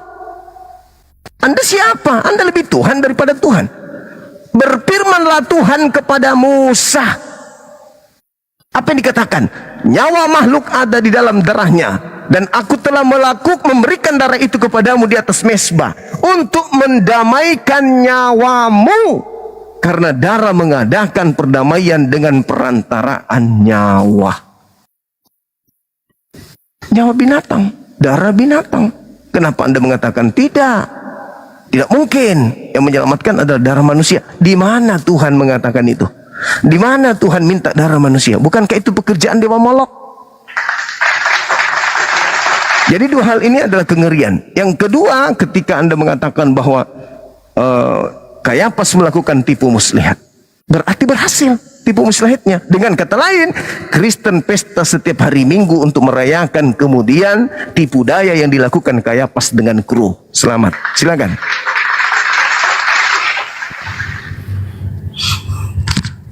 Ya, di dalam Imamat 17 ayat 11 itu tepat tidak salah. Lalu kita baca ke dalam Mazmur ya. Mazmur 40 ayat 7 dan 9 itu dicatat di dalam Ibrani 10 ayat 5. Saya baca dulu di dalam Ibrani 10 ayat 5. Karena itu ketika ia masuk ke dunia, ia berkata, korban dan persembahan tidak engkau kehendaki, tetapi engkau telah menyediakan tubuh bagiku. Kepada korban bakaran dan korban penghapus dosa engkau tidak berkenan. Jadi ini terambil dari Mazmur 40 ayat 7 dan 9. Engkau tidak berkenan kepada korban sembelihan dan korban sajian, tetapi engkau telah membuka telingaku, korban bakaran dan korban penghapus dosa tidak engkau tuntut. Lalu aku berkata, sungguh aku datang, dalam gulungan kitab ada tertulis tentang aku. Aku suka melakukan kehendakmu, ya Allahku, Tauratmu ada dalam dadaku. Jadi waktu zaman Musa, bahwa hukum Taurat yang berlaku sampai datangnya zaman Yohanes Pembaptis itu berlaku Bang Zuma, bahwa korban domba itu berlaku bagi mereka. Tapi setelah Yesus datang dan diawali oleh Yohanes Pembaptis, Yesus mengatakan di dalam Lukas 16 ayat 16 kan begini Bang, hukum Taurat dan kitab para nabi berlaku sampai kepada zaman Yohanes. Karena apa? Anak domba itu sudah disediakan. Nah, tubuh manusia ini sudah disiapkan Bang untuk dikorbankan. Karena di dalam Ibrani 10 ayat 1 dan selanjutnya begini, di dalam hukum Taurat hanya terdapat bayangan saja dari keselamatan yang akan datang dan bukan hakikat dari keselamatan itu. Artinya itu pengorbanan hewan itu. Karena itu dengan korban yang sama yang setiap tahun terus-menerus dipersembahkan, hukum Taurat tidak mungkin menyempurnakan mereka yang datang mengambil bagian di dalamnya, yaitu mengorbankan hewan itu. Sebab jika hal itu mungkin, pasti orang tidak mempersembahkan korban lagi. Sebab mereka yang melakukan ibadah itu tidak sadar lagi akan dosa setelah disucikan sekali untuk selamanya. Tetapi justru oleh korban-korban itu setiap tahun orang diperingatkan akan adanya dosa. Sebab tidak mungkin darah lembu jantan dan darah domba jantan menghapus dosa. Nah, karena itu ketika ia masuk ke dalam dunia, ia berkata, korban dan persembahan tidak engkau kehendaki, tetapi engkau telah menyediakan tubuh bagiku. Jadi ada kronologi sehingga selesai dan ada kelanjutannya. Makanya ada perjanjian baru, lalu ada perjanjian lama dan perjanjian baru. Perjanjian lama itu ya dibungkusnya adalah hukum Taurat itu Bang. Sampai kedatangan anak yang dijanjikan Bapa melalui Abraham. Di dalam kejadian 12 ayat 1, 2, 3, berfirmanlah Tuhan kepada Abraham, pergilah dari negerimu dan dari sanak saudaramu dan dari rumah bapamu ini ke negeri yang akan kutunjukkan kepadamu. Aku akan membuat engkau menjadi bangsa yang besar dan memberkati engkau, serta membuat namamu masyhur, dan engkau akan menjadi berkat. Aku akan memberkati orang-orang yang memberkati engkau dan mengutuk orang-orang yang mengutuk engkau, dan olehmu semua kaum di muka bumi akan mendapat berkat. Jadi tujuan awal sehingga mencapai tujuan itu kedatangan anak atau keturunan yang dimaksud sehingga semua kaum di muka bumi ini terberkati. Nah, hukum Taurat itu karpet merah untuk kedatangan Yesus. Makanya di dalam Maleakhi 3 itu ayat 1, Tuhan mengatakan begini, aku menyuruh utusanku supaya ia mempersiapkan jalan di hadapanku. Jadi Tuhan mengutus Yohanes Pembaptis sebagai Elia karena dia datang di dalam roh dan kuasa Elia. Elia berani berhadapan dengan Baal-Baal, dewa-dewa. Demikian juga Yohanes punya spirit, punya roh, itu berani menegur Herodes. Itulah dikatakan Elia telah datang, dan Elia itu adalah Yohanes Pembaptis. Nah, Yohanes Pembaptis itu membuka jalan buat datangnya anak ini yang akan memberkati semua kaum di muka bumi. Ayo dimulai dari bangsa Yahudi karena dia menerima hukum dan mereka telah melanggarnya. Ayo bertobat, ayo bertobat, bertobat. Kalau mereka bertobat, pasti kedatangan anak manusia disambut oleh orang yang bertobat. Tetapi ahli Taurat, orang Farisi, orang-orang Yahudi yang punya kekuasaan tidak mau menerimanya. Makanya dikatakan, hai kamu keturunan ular beludak. Itulah permusuhan yang terjadi yang dikatakan Tuhan kepada Hawa dan ular. Aku akan mengadakan permusuhan antara keturunanmu dan ular dan keturunan Hawa. Terjadi bang di sini. Ya karena mereka ternyata Yesus menjelaskan di dalam Matius 21 ini. Karena mereka setelah dikasih umat, dikasih domba, dikasih untuk kekuasaan untuk memimpin, mereka ternyata malah melanggar hukum. Nah, mana mungkin saya bisa percaya kepada mereka yang melanggar hukum Taurat. Hukum Taurat di sana, hukum utamanya adalah kasihlah Tuhan dan kasihlah sesama. Tetapi mereka tidak melakukan itu, bang. Malah dia melakukan pembunuhan. Nabi dibunuh, yang sampai anaknya pun dibunuh. Masa orang-orang seperti ini bisa dipercaya untuk memahami kitab suci? Nah, lalu begini bang, tadi Abang Juma mengatakan bahwa iblis dia akan menyetop penyelamatan dari pekabaran pengajaran Yesus. Karena Yesus sudah mengatakan bang, di dalam Yohanes 17 itu ayat 1-nya, walaupun dia 8-nya dikatakan segala firman yang kau telah ku sampaikan kepada mereka. Nah ayat 1-nya kan begini, ayat 1-2-nya, demikianlah kata Yesus, lalu ia menghadap ke langit dan berkata, Bapa, telah tiba saatnya, permuliakanlah anakmu supaya anakmu mempermuliakan engkau. Itu maksudnya apa? Ya Bapa, saatnya salibkan aku supaya aku memuliakan engkau. Lalu ayat 2-nya, sama seperti engkau telah memberikan kepadanya kuasa atas segala yang hidup, demikian pula ia akan memberikan hidup yang kekal kepada semua orang yang telah engkau berikan kepadanya. Karena Yesus ini anak yang taat, sehingga Yohanes 5 ayat 26, ia diberikan hidup di dalam dirinya. Nah karena dia diberikan hidup dalam dirinya, dia pun diberi kuasa kepada murid-muridnya, kepada Yesus untuk memberikan hidup. Memberikan hidup itu artinya memberitakan firman yang bisa membuat orang itu hidup.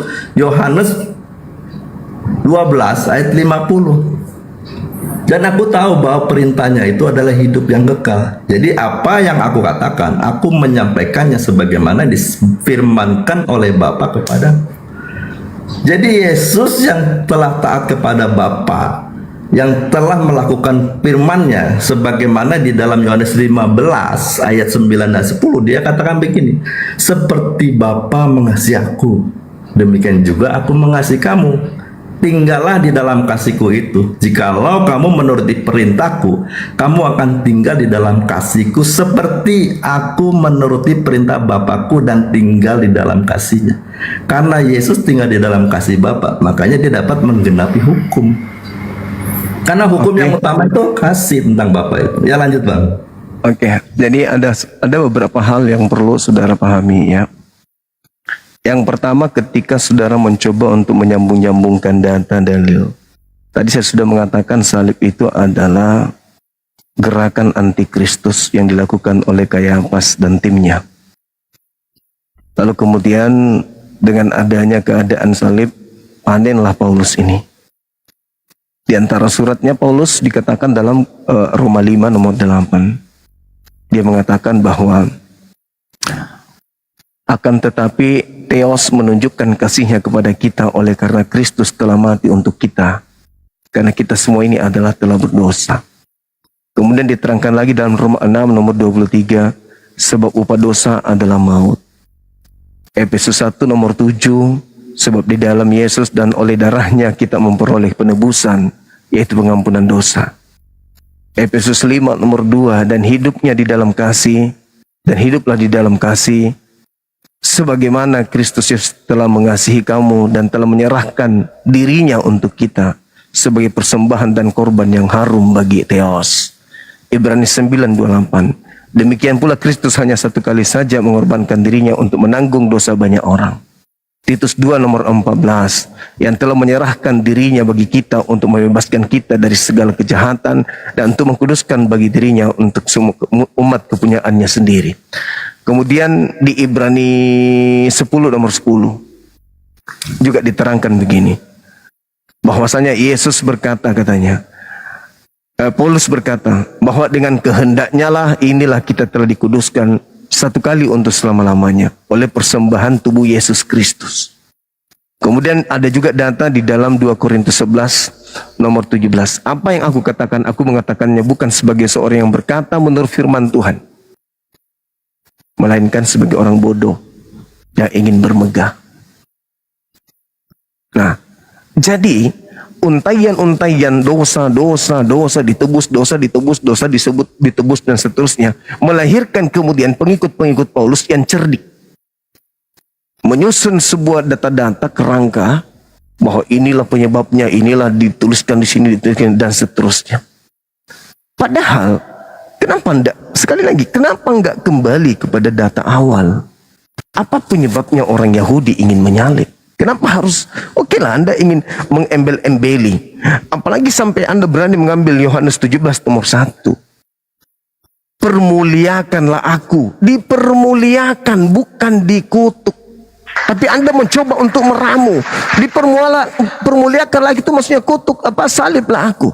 Anda lupa, Yesus itu disalib dengan jalan kutuk, bukan dengan jalan dipermuliakan. Jadi Anda salah mentafsirkan kitabnya Yohanes dengan mengatakan konsep iman saudara. Kenapa? Karena Paulus sendiri mengatakan Kristus telah menebus kita dengan jalan kutuk karena kita. Sebab ada tertulis, terkutuklah orang yang mati di atas tiang salib. Terus doanya tadi, permuliakan aku, kok malah jadi kutuk. Jadi Anda hanya cocokologi, saudara. Anda hanya ingin kemudian orang di sini terhipnotis dengan untaian kata kalimat yang Anda sampaikan. Sayangnya itu tidak sesuai dengan fakta. Di TKP pun tidak sesuai dengan keadaan itu. Sekali lagi saya katakan, Yesus datang untuk dipercayai. Dipercayai sebagai apa? Mesias. Itu aja. Karena penolakan orang Yahudi menolak dia Mesias, bukan menolak dia Tuhan. Bukan menolak dia sebagai penebus dosa, tidak. Tapi dia ditolak sebagai Mesias, itu aja. Orang yang diurapi Elohim, dia nggak mau. Ini anak zina masa diurapi sama Elohim. Itu aja pembangkangan mereka. Tapi mau ke mana? Saban hari Yesus semakin banyak memperlihatkan mujizat-mujizat. Kita tolak dengan ketegaran tengkukan kita sebagai Bani Israel, orang pilihan. Masa menerima dia, tapi dia bermujizat. Itu sihir, sihir, jangan percaya. Sehingga mereka bersepakat menyalib Yesus. Dengan dia menyalib Yesus, maka dia menghentikan misi penyelamatan. Jadi salib itu bukan menyelamatkan, salib itu membinasakan bagi yang percaya kepada salib. Makanya saudara, Edis pun mengatakan orang Kristen tidak diselamatkan karena salib. Orang Kristen diselamatkan karena ketaatannya. Ketaatan kepada yang berencana kepada penyaliban. Berarti siapa itu? Ya iblis. Sekarang Anda taat juga kepada iblis. Ketika iblis mencoba untuk mengkudeta misi penyelamatan yang dilakukan oleh Yesus, Anda tidak murka kepada mereka. Anda tidak marah kepada penyaliban. Anda menerima dengan lapang dada. Penyaliban itu sebagai simbol, sebagai jalan, sebagai sarana keselamatan saudara. Artinya bahwa Yesus telah Anda kecewakan karena Anda mendukung para pembencinya. Salib itu hadir oleh pembenci. Anda mendukung, bahkan memuja, bahkan memuji, bahkan menyanjung, bahkan mentuhankan keadaan itu. Lah, sedangkan Yesusnya, dia datang hanya untuk dipercaya. Yohanes 17 dia menggaungkan dengan sangat luar biasa. Jika engkau ingin selamat, terima aku sebagai Mesias, titik. Gak usah banyak yang lain, gak usah yang lain. Terima aja aku sebagai Mesias. Makanya dikatakan Yohanes 14 nomor 12. Aku berkata kepadamu, jikalau engkau percaya kepadaku, engkau akan melakukan pekerjaan yang aku lakukan. Lakukan itu. Maka banyak orang yang jadi pengikutnya, bersungut-sungut, Hosana, Hosana, Hosana anak Daud, Hosana anak Daud. Mereka percaya kepada Yesus, selamat, hidup kekal tanpa penyaliban. Dan sekiranya penyaliban itu tidak terjadi, maka seluruh keturunan ke-11 murid Yesus itu akan selamat seluruhnya. Orang-orang akan selamat seluruhnya. Sayangnya Paulus in the gang membunuh orang-orang percaya, lalu membuat aturan baru. Oh, kita diselamatkan karena darah. Maafkan saya, izinkan saya pret. Penyaliban itu adalah karya antikristus yang membenci Yesus, membenci dakwah Yesus, membenci penginjilan Yesus, membenci misi penyelamatan Yesus. Harus disalib manusia satu ini. Kalau tidak, semakin banyak orang percaya sama dia. Dan kalau itu terjadi, bangsa kita akan dirampas oleh orang Roma. Angkat tanganlah imam kepala. Anda tidak tahu apa-apa. Anda tidak tahu apa-apa. Dan Anda tidak insaf. Adalah lebih baik satu orang Yesus mati untuk bangsa kita, bukan untuk dosa waris, bukan untuk nebus dosa dunia, tetapi untuk bangsa kita, agar bangsa kita tidak dirampas Roma. Titik. Maka mulai saat itu mereka bersepakat membunuh. Mereka bersepakat melakukan kesaksian palsu. Mereka sepakat melakukan tipu muslihat. Berhasil enggak? Berhasil, kata saudara Kristen. Apa yang dihasilkan dari keberhasilan itu? Kristen ditebus dari dosa-dosa. Halilintar. Nah, coba, senang kan? Senang atas karya orang-orang yang membenci Yesus. Mereka merasa merdeka. Berterima kasihlah kepada mereka yang membenci Yesus. Paman yang kalian membenci Yesus, terima kasih Anda sudah mengkudeta. Iya, seandainya tidak, maka kami tidak selamat. Lah, Yesus datang justru bukan untuk disalib, dia datang untuk dipercaya. Jadi orang Kristen hari ini, hari Minggu itu memuji siapa? Memuji orang-orang yang telah memberikan hadiah kepada mereka berupa salib. Makanya di gereja simbol salib itu dibuat besar-besar. Kenapa? Karena itulah keselamatan mereka. Apa itu? Ketika orang-orang Yahudi, orang-orang Farisi, mahkamah agama memblokade misi penyelamatan Yesus dengan menyalibkan, maka yang tepuk tangan adalah Kristen. Terima kasih, kalian telah membenci Yesus. Coba kalian tidak membenci Yesus, kami Kristen tidak selamat. Karena kalian membenci Yesus, sehingga kalian membunuhnya, misi penyelamatan kemudian berhenti bagi Bani Israel. Sekarang keselamatan bagi kami non-Israel. Apa itu? Dengan darahnya kami ditebus. Loh, kok bisa ke sana perginya? Kenapa bisa lari ke situ perginya? Sementara Tuhan jelas-jelas mengatakan dalam Imamat 18:21, kemudian dalam Imamat 20 nomor 3, ya, 20 nomor 3, Tuhan sendiri yang akan menghabiskan, melenyapkan orang-orang yang mempersembahkan anak manusia untuk dewa Molok. Tuhan tidak mau menerima darah. Tuhan tidak ingin. Jangan kau membunuh orang yang benar, jangan kau membunuh orang yang tidak bersalah. Sebab aku Tuhan tidak akan membenarkan orang yang bersalah. Saya kira begitu, saudara Suki. Tolong kemudian Anda jelaskan kepada saya, apakah betul keselamatan Kristen itu dihasilkan dari upaya-upaya orang Yahudi untuk menghentikan Yesus, menyelamatkan kaumnya Bani Israel? Benarkah penyaliban itu berasal dari orang-orang yang percaya dengan melakukan tipu muslihat? Benarkah upaya mereka menipu, melakukan tipu muslihat, melakukan kesaksian palsu itu berhasil menyelamatkan Kristen? Benarkah keselamatan Kristen itu berasal dari tipu muslihat yang dilakukan oleh Imam Kayafas dan timnya? Silakan.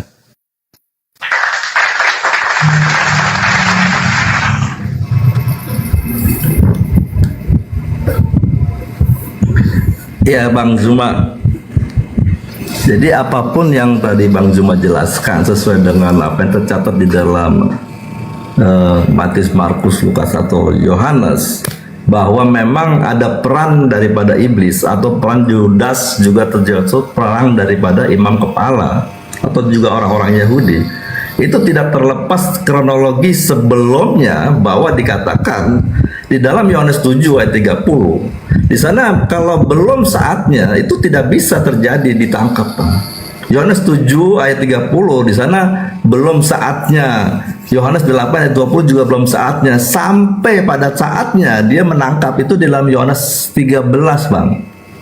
Sementara itu ayat satunya, sebelum hari raya Paskah mulai, Yesus telah tahu bahwa saatnya sudah tiba dan untuk beralih dari dunia ini kepada Bapa.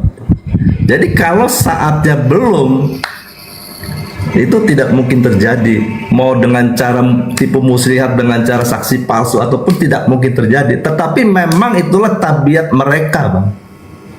Di dalam Yesaya 53 ayat 456, tetapi sesungguhnya penyakit kita yang ditanggungnya dan kesesaran kita yang dipikulnya, padahal kita mengira ya kena tulah, tetapi dia tertikam oleh karena pemberontakan kita, dia diremukkan oleh karena kejahatan kita.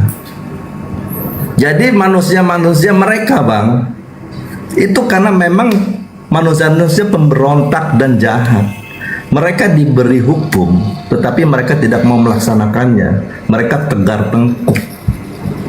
Itulah sifat karakter mereka, Bang, terjadi. Makanya di Yesaya ini, sebelum hal itu terjadi, Tuhan sudah mengatakan, karena kejahatan dan karena pemberontakan kita tuh, manusia-manusia berdosa, Bang, tidak suka dengan sesuatu yang benar.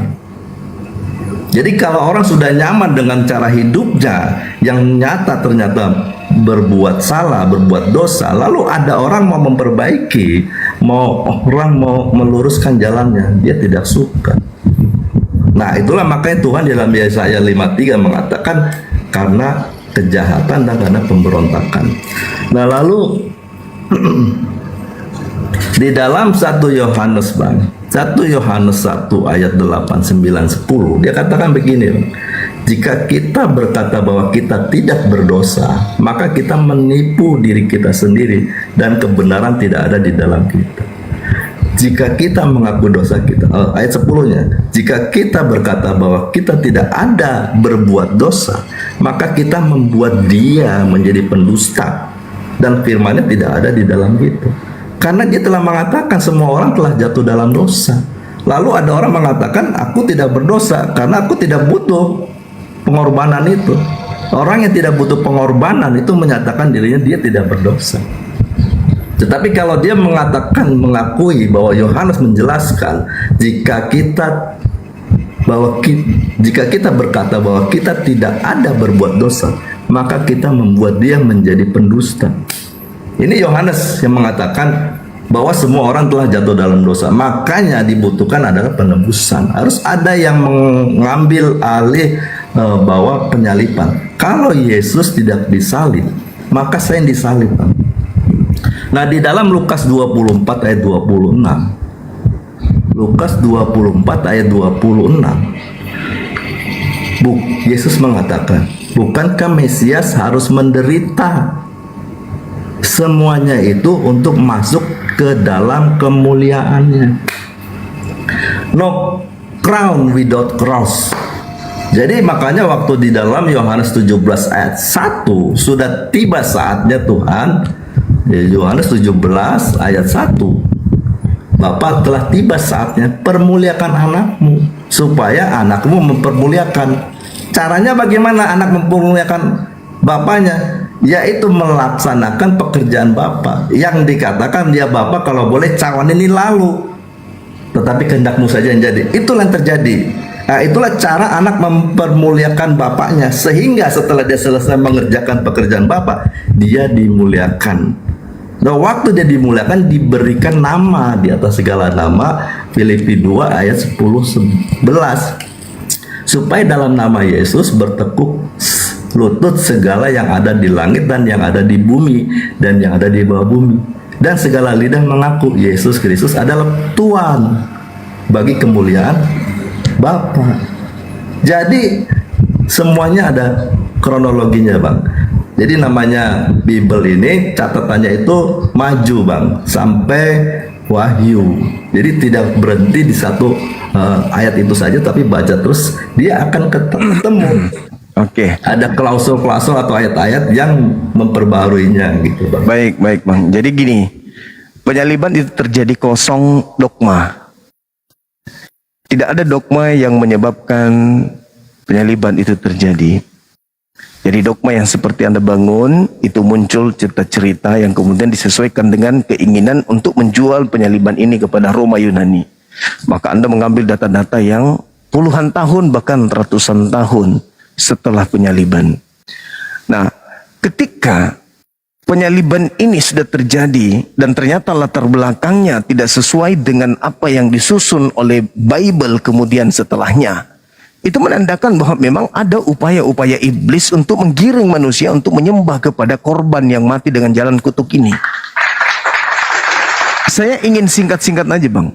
Ketika saudara mengatakan tadi ada secatat kalau Yesus tidak disalib maka aku yang disalib. Apa alasan Anda sampai Anda yang harus disalib? Emang Anda siapa? Sampai Anda yang harus disalib. Coba dijawab.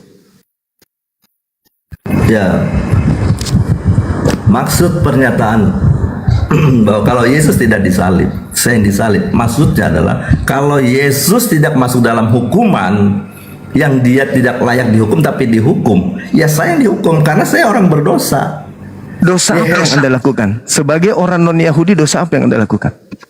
Nah, kan saya sudah baca Bang tadi di dalam Roma 5 ayat 13 ya. Sebab sebelum hukum Taurat ada, telah ada dosa di dunia ini.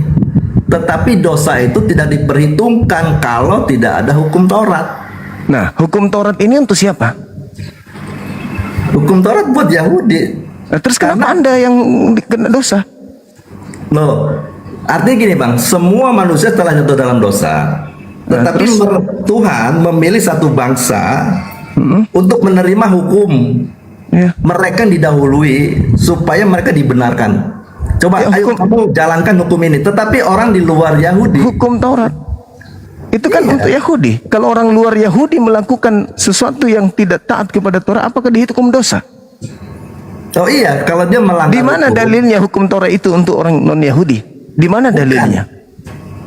Nah, tadi saya bicara mengenai ada perubahan hukum, Bang. Saya bacaan sini ya. Di dalam 2 Korintus 3 Oh, nggak bisa ya. ayat 3. Itu yang saya katakan tadi, Saudara Suki. Karena ingin menjual salib, maka Paulus menyusun berita-berita, ini salib ini, salib ini, salib ini dosa karena dia. Itu disusun. Yang saya tanya, sebelum itu ada nggak doktrin dogma seperti itu? Contoh misalnya hukum Taurat itu diperuntukkan untuk seluruh orang Indonesia. Kita lah yang ada di Indonesia ini. Sehingga ketika kita tidak melakukan, maka kita dihitung dosa. Maka supaya kita tidak berdosa, maka harus Yesus yang menanggung salib. Mana dalilnya di dalam kitabnya orang Yahudi bahwa hukum Taurat itu untuk seluruh bangsa? Mana dalilnya?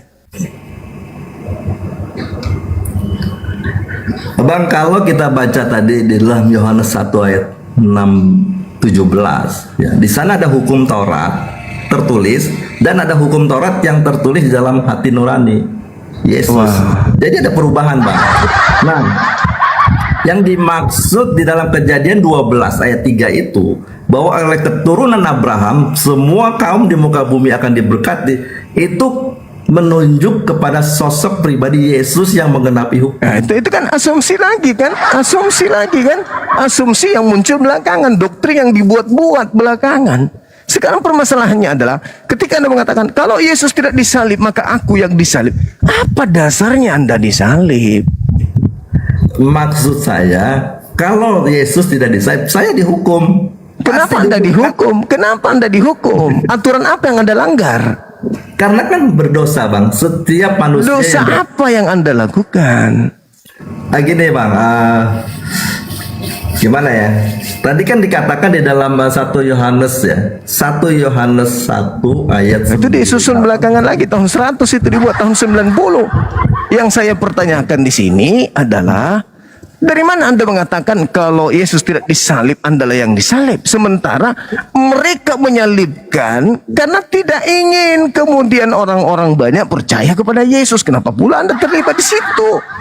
Yesus disalib oleh karena mereka tidak ingin bangsanya dirampas oleh orang Yahudi, oleh orang Roma. Kenapa Anda pula? Ayo kita salib Suki. Kalau kita tidak salib Suki, maka kita punya bangsa diambil oleh orang Roma. Gak ada hubungannya. Ini cocokologi yang muncul hanya sekedar untuk meluluskan ajaran iblis agar manusia itu merasa sudah ditebus dosa-dosanya sehingga mereka bebas melakukan maksiat.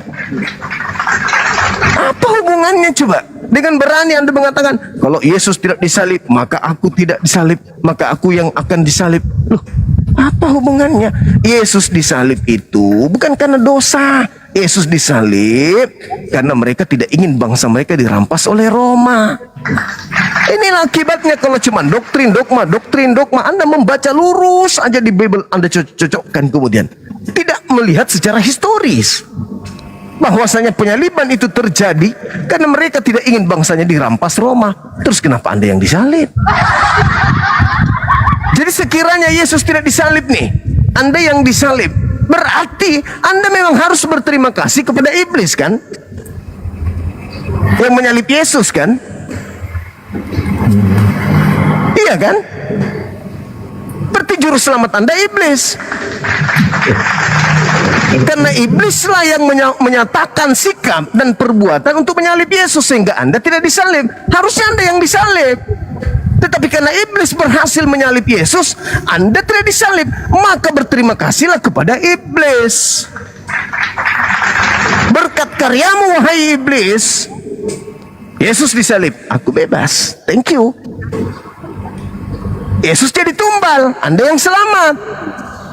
Berarti Anda bukan menjadikan Yesus sebagai juru selamat. Yang juru selamat Anda adalah iblis, karena dialah yang berjasa menyalib Yesus sehingga Anda selamat, Anda disalib. Lain cerita kalau konsep-konsep yang dibangun gereja Paulus, orang-orang Kristen itu ada lebih dulu daripada penyaliban. Itu bisa dinalar dengan akal sehat. Sekarang penyaliban terjadi, latar belakangnya berbeda, kemudian ada yang mengambil tragedi itu, peristiwa itu, dibumbu-bumbuhi kemudian sebagai penebusan dosa, bla bla bla bla bla bla bla, di mana itu cuma doktrin dan dogma pembodohan yang jelas-jelas tidak sesuai dengan latar belakang penyaliban. Ini hanya susunan-susunan berita. Contoh, ada terjadi gempa bumi misalnya di Makassar. Gempa buminya itu disebabkan karena masyarakat di sini tidak awas menjaga lingkungan. Terjadi gempa bumi. Ratusan, ribuan tahun kemudian ada orang yang ngarang cerita. Gempa bumi itu terjadi karena Tuhan ingin menebus dosa kita sehingga dengan matinya orang meledak di sana, dosa-dosa kita diampuni. Itu kan cerita yang disusun belakangan untuk mencocok-cocokkan hal tersebut. Selidik punya selidik, ternyata kita tanya, kamu di sini, duduk, terangkan kepada saya, kenapa kalian ingin menyalib Yesus? Oh, karena kami tidak ingin bangsa kami dirampas, Bang. Kami takut, oh, Yesus bahaya loh. Masa dia bisa membangkitkan orang mati, orang lumpuh berjalan? Keren memang, tapi ancaman bagi bangsa kami. Maka mau tidak mau kami harus bunuh dia. Supaya apa? Supaya bangsa kami tidak dirampas. Selesai, tutup buku. Berjalannya waktu, detik, menit, jam, hari, minggu, bulan, tahun, abad, muncul konsep. Wah, kita diselamatkan karena darah. Sudah bebas makan babi, sudah bebas begini. Apa hubungannya coba semua itu dibangun? Padahal ketika hukum Taurat itu datang dengan ganasnya, bunuhlah, terkutuklah. Itu hanya mengikat Bani Yakub doang. Di luar Bani Yakub ketika ada perintah jangan makan babi, kalian yang bukan Bani Yakub makan babi, pesta babi, nggak kena hukum. Karena hukum itu hanya untuk Bani Israel. Ulangan 33 nomor 4, ulangan 5 nomor 1, nomor 2, nomor 3. Hukum yang datang kepada Musa adalah hak milik kepunyaan Bani Yakub. Mazmur 147 nomor 19 nomor 20. Hukumku yang datang kepada Yakub, aturanku yang datang kepada Israel, tidak aku berlakukan kepada bangsa-bangsa lain. Kenapa pula kita yang sibuk harus Yesus mati bla bla? Betapa jauh kita tersesat dengan konsep ini. Padahal sederhana, ingin selamat, mau, ingin peroleh hidup kekal, yes. Rahasia yang cuma satu. Apa itu? Syahadatain, persaksian dua keadaan. Apa? Satu-satunya Tuhan yang benar adalah Elohim yang mengutus Yesus, dan Yesus adalah manusia suci utusan Elohim untuk Bani Israel. Selesai, dapat hidup kekal. Kenapa harus ada embel-embel ini? Karena tidak mau masuk Islam. Kalau masuk Islam ribet, maka cukup itu saja, bebas melakukan apa saja, hanya datang dandutan sekali seminggu, dijamin masuk surga. Itu kan yang Anda mau? Padahal kalau kita urai dengan jujur, apa dasarnya Anda tetap melibatkan diri ke sana, menyerempet masuk ke dalam Torah, sedangkan Torah hanya mengikat Bani Yakub? Untuk apa itu semua Anda bangun begini-begini, darahnya bla bla? Tak ada hubungannya dengan kekristenan. Penyaliban itu adalah kebencian orang-orang Yahudi kepada perilaku mukjizat yang Yesus lakukan. Titik, selesai, tutup buku. Paulus, karena memang sudah dinubuatkan ada penyesatan, maka Paulus menjadikan kemudian salib itu sebagai jalan untuk dijual kepada bangsa asing. Itu yang harus Anda pahami. Baca Matius 23 nomor 15. Celakalah engkau orang ahli Taurat, orang Farisi, orang munafik, engkau menjelajahi daratan, menyeberangi lautan, mentobatkan orang untuk menjadi pengikutmu, dan setelah kau jadikan dia pengikut, kau jadikan dia menjadi orang neraka dan 2 kali lebih jahat daripada engkau sendiri. Inilah faktanya, inilah realnya. Sejatinya penyaliban itu untuk menghentikan Yesus sebagai gerakan antikristus atau anti Yesus, malah dijadikan dibalik sekarang sebagai simbol keselamatan. Jauh kali. Orang yang suka bermaksiat, orang yang tidak suka menyembah Tuhan, malas di dalam bertekun kepada Tuhan, terima, pasti terima. Ada haram babi di Islam, jangan pilih. Berat itu. Kita suka makan babi dari lahir, masuk di Kristen. Maka orang-orang yang malas sujud beribadah ya milik Kristen. Begitu saudara. Jadi sekali lagi saya katakan, ketika Anda mengatakan andai saja Yesus tidak disalib, maka saya yang disalib, itu adalah hal yang menggelikan buat saya. Sesuatu yang tidak rasional. Saya kira begitu saudara Suki, mungkin bisa dilanjut lain kali. Oke. Terima kasih Bang Zuma. Terima kasih Bang Suki. Sampai luar biasa. jumpa. Oke, makasih ya.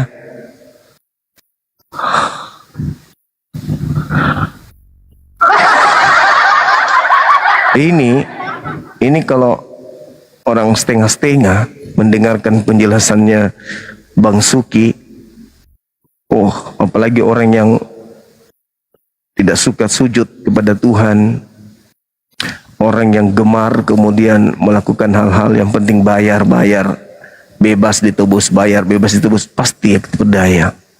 Tapi orang yang menguasai data, insya Allah akan kuat untuk tidak jatuh kepada apa yang diupayakan oleh saudara Suki. Tapi kita hargai, itu penggenapan daripada apa yang dikatakan oleh Yesus, waspadalah kepada penyesat. Penyesat itu ya harus memiliki ilmunya. Tidak mungkin penyesat itu tidak memiliki ilmu penyesat. Ahli di dalam menyesatkan itu harus ada bagi mereka. Begitu teman-teman sekalian. Oke, silakan, mungkin masih ada oten yang lain.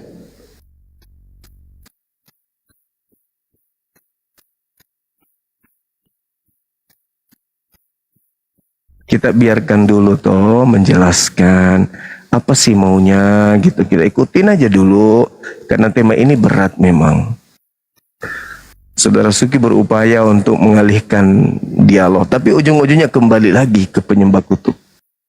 Karena dengan tegas saya mengatakan bahwa salib itu adalah gerakan anti Yesus. Ada nggak yang berani membantah itu? Silakan. Salib itu adalah ending, finishing daripada gerakan-gerakan Yudaism, dalam hal ini orang-orang yang terlibat pada masa itu, untuk menghentikan si Kristus ini, Yesus. Jadi salib itu ya tidak keliru kalau dikatakan adalah buah dari hasil kerja antikristus. Bayangkan aja, Markus 14:1 mereka melakukan tipu muslihat untuk membunuh Yesus. Matius 26 nomor 4 mereka melakukan tipu muslihat, kesaksian palsu. Nomor 59 mereka berunding bagaimana menyusun kesaksian palsu untuk membunuh Yesus. Jadi gimana ceritanya? Itu nubuatan Tuhan seperti itu. Bagaimana ceritanya? Kecuali Tuhan memang sudah punya rancangan untuk menyelamatkan dia. Nah, sebagaimana Yesus katakan dalam Matius 16 nomor 23. Kan gitu. Di situ jelas itu. Dikatakan dengan tegas di sana bahwasanya Tuhan memikirkan tentang penyelamatan. Nah, Petrus memikirkan tentang penyaliban. Maka Petrus yang memikirkan pikiran manusia dikatakan oleh Yesus, iblislah yang menjadi bapakmu. Sebab kamu hanya memikirkan apa yang dipikirkan manusia. Lemah kali, rendah kali levelmu. Tuhan saya backinganku. Apa sih yang tidak bisa? Dan Tuhan sudah memiliki rencana tentang aku. Meskipun pedang sudah di leher, tombak sudah di lambung dan seterusnya, Tuhanku punya rencana untuk menyelamatkan aku, titik. Begitu teman-teman sekalian. Jadi saya kira sangat jelas ya teman-teman. Kita membiarkan Bang Suki tadi menguraikan konsep imannya, nggak apa-apa. Ya, karena dia juga santun, kita izinkan aja dia ngomong, mau sampai robek mulutnya juga nggak masalah. Karena semakin banyak dia berbicara, semakin dia menjebak dirinya sendiri. Semakin banyak bicara, semakin dia memasukkan dirinya pada galian lubang yang mereka tanam sendiri. Berat itu. Berat. Untuk mengajarkan Yesus itu selamat. Apa Yesus itu juru selamat? Kalau dia juru selamat, kenapa disalib? Oh, dia untuk menebus dari kita. Oh, konsep dari mana ini? Konsep dari mana? Konsep muncul ya belakangan, bukan ajaran yang mendasari terjadinya penyaliban. Sederhana kok itu. Makanya tadi di awal teman-teman saya tanya, kira-kira sahabat Marsya, syukran. Kira-kira hebat mana Anda dengan ahli Taurat? Imam Kepala, Imam Kayafas, hebat mana dengan Anda? Apakah Anda bisa bahasa Ibrani? Nggak bisa. Lah, yang punya kitab, yang ahli Taurat, ahli kitab, sudah disebut ahli loh. Ahli, jangan diragukan. Tidak ada itu nubuatan 53. Nggak ada itu nubuatan kemudian untuk apa? Penyelamatan dosa waris itu nggak ada itu sama sekali. Itu buatan belakangan muncul disusun untuk menyenangkan hati orang-orang yang sudah jauh dari Taurat. Itu.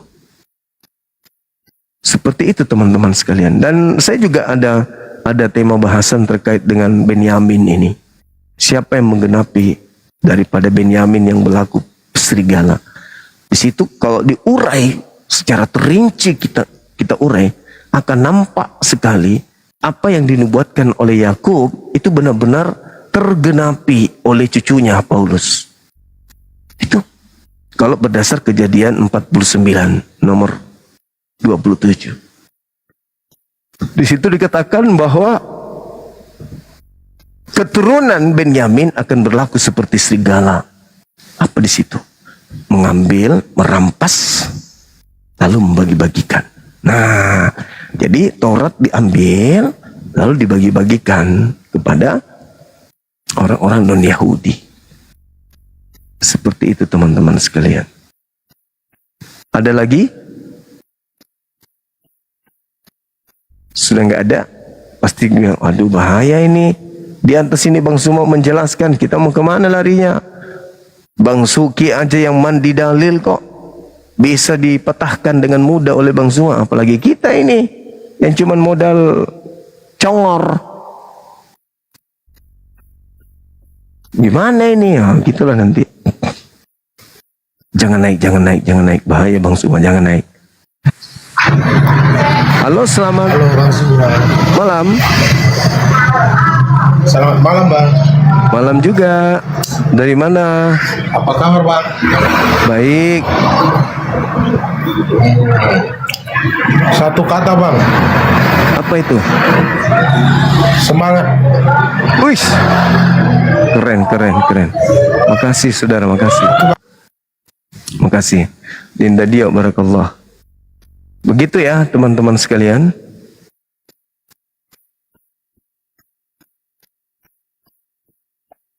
Jadi apa yang dikatakan Islam Al-Quranul Karim itu tidak akan pernah keliru. Mereka hanya mengikuti angan-angan mereka sendiri. Masih ada juga yang nulis Risman. Emang dia sehebat apa orang itu? Halo, selamat malam. Assalamualaikum. Waalaikumsalam warahmatullahi wabarakatuh. Iya, memang ada yang Risman ini memang tadi dia live juga. Kadang dia live di akunnya sendiri, teman-teman.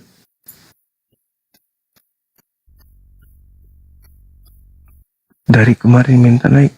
Siapanya? Aku juga nggak tahu, aku nggak kenal orangnya. Katanya dia hebat gitu. Tapi kenapa nggak mau naik ke sini ya? Pada saat dia live, dia membahas apa rupanya?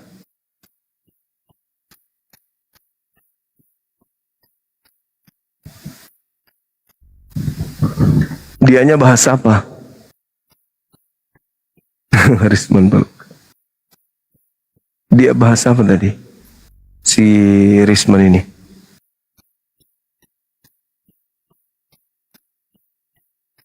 Oh, doktrin. Ya, pecah kepala kalau berhadapan saya.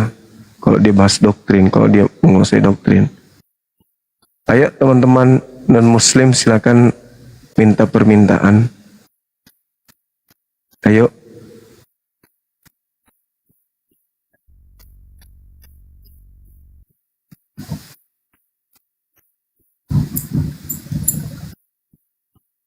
Gimana?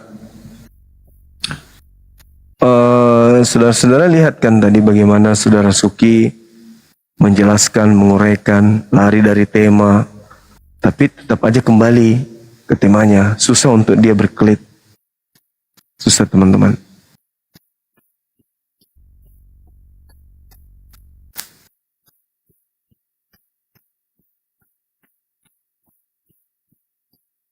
Silakan. Ya, sedikit lagi 1 M teman-teman. Digas-gas lagi, di tap-tap layar, posting ulang.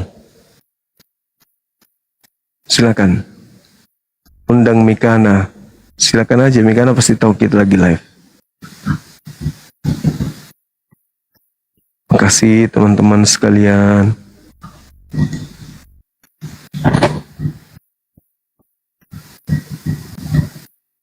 Di YouTube juga makasih ya. Allahu Akbar. Iya, silakan naik kemari teman-teman Oten. Di tap layarnya teman-teman, posting ulang.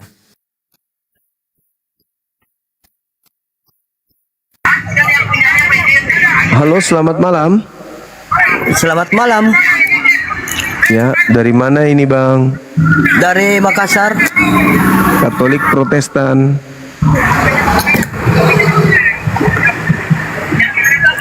Katolik Saya sudah atau lama Protestan? pengen naik ngobrol-ngobrol.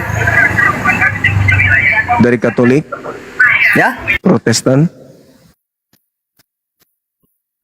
Kalau Islam bukan tempat ngobrol ini Bang. Maaf ya.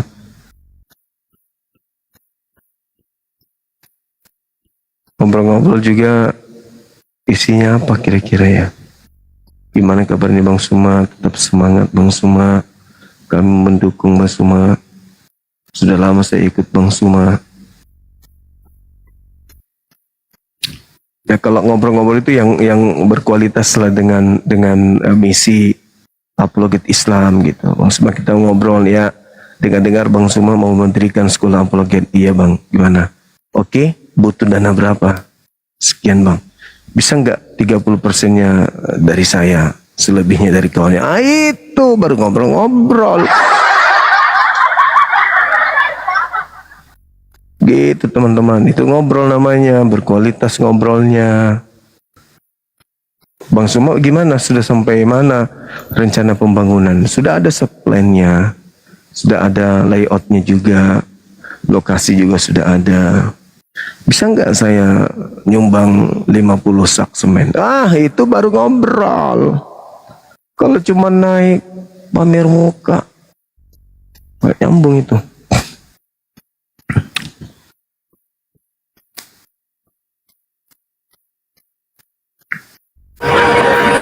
Halo, selamat malam. Assalamualaikum. Waalaikumsalam warahmatullahi wabarakatuh. Di bawah Ada moderator bang di atas di bawah. Mereka cuma menginginkan tamu dari Kristen untuk sementara ini gitu. Kalau mau ngobrol-ngobrol, kesian yang lain. Mereka akan mengatakan, enak aja lo. Emang cuma lu berdua doang sama Bang Suma di sini. Kita kan juga ada. Ngobrol juga tak ada kepentingannya dengan kami yang di bawah. Ah, itulah. Itulah yang berat temanku. Emang lu pikir gue nggak capek tetep layar apa? Apa lu pikir gue nggak mau ngobrol sama Bang Suma juga? Cuman lu aja. Gue juga mau kali. Tapi kita menghargai yang lain. Gitu maksudnya. Benar nggak teman-teman? Masya Allah, syukran sahabat DC. Sehat selalu, panjang umur. Teman-teman yang mendukung live kita ini dengan gift-nya, Masya Allah ya. Kita kejar target supaya apa ya teman-teman. Kata Bang Arif, supaya naik level. Jadi populer gitu, supaya banyak yang menjangkau live kita gitu maksudnya. Jadi dukung terus, jangan bosan-bosan. Sambil nyimak tetep layar kan gitu, posting ulang. Jadi mahir juga aku bang. Ya iyalah, tujuan kita kan untuk supaya Islam ini sampai kepada yang lain.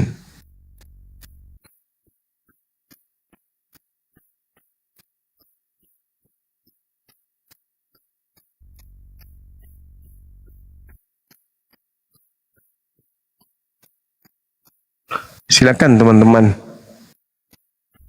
Naik. Ini baru jam 11:30 di sini. Masih banyak kesempatan kita untuk berdialog. Silakan naik. Kita bahas tema ini. Teman-teman Kristen, lulusan estetik kemana kalian? Yang hebat-hebat itu yang membahas Islamologi. Naiklah ke sini. Jangan cuman bisanya typing doang. Naik sini bang. Jangan malu-malu. Silakan.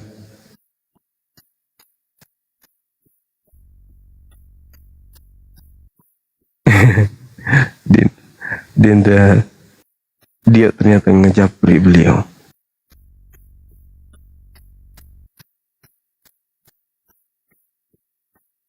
Dinda Pandi juga, Masya Allah, luar biasa. Ayo teman-teman silakan. Silakan naik, Saudara Oten, Pak Lamsenio Baho, atau siapa di sana. Apakah kalian sudah punah? Apakah kalian sudah langka? Apakah kalian sudah menjadi barang antik? Apakah kalian sudah menjadi benda purbakala? sampai kalian itu berat kali ditemukan.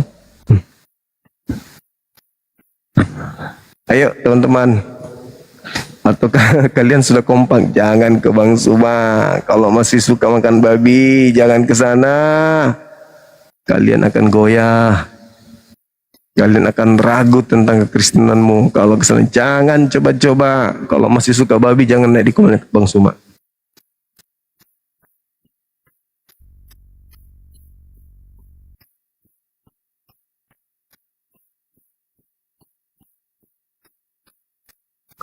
Kalau masih suka babi, jangan coba-coba naik ke sana.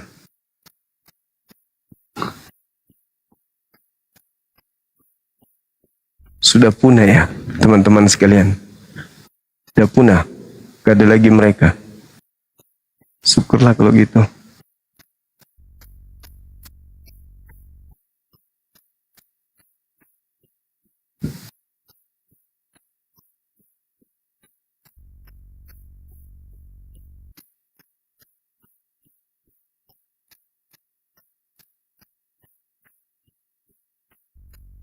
Kita kirimkan mereka teman-teman supaya mereka bisa hadir. Baik, datanglah.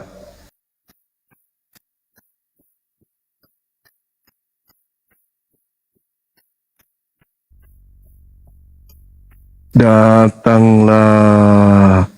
Datang tak dijemput, pulang tak diantar.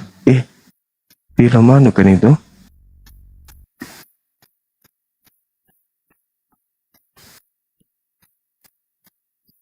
Halo. Udah ada masker di negaranya ini pasti. Kok turun? Gak ada masker di negaranya teman kita itu.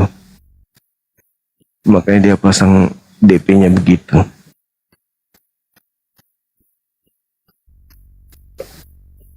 Oke teman-teman, gimana kita lanjut atau gimana ini? Kelihatannya sudah tak ada lagi yang mau naik.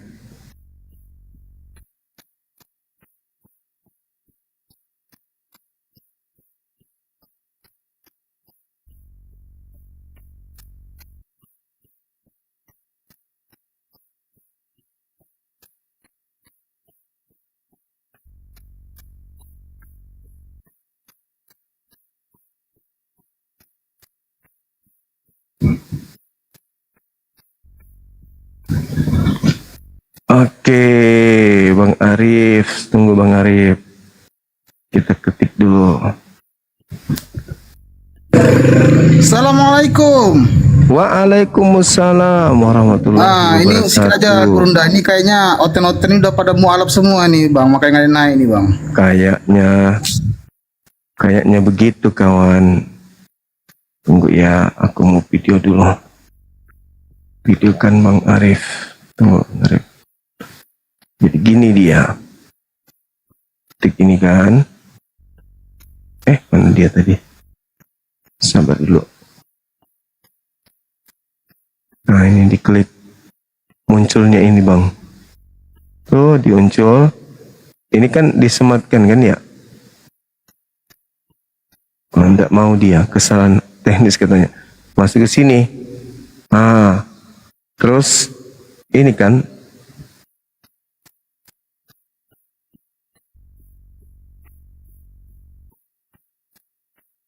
Misalnya gini, konfirmasi, atur, gitu ya maksudnya. Yang muncul gini.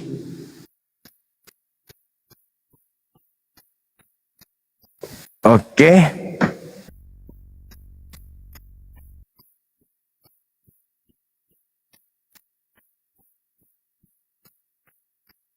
Bentar ya teman-teman.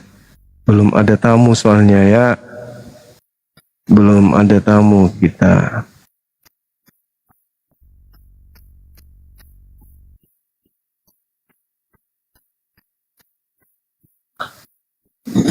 Sabar.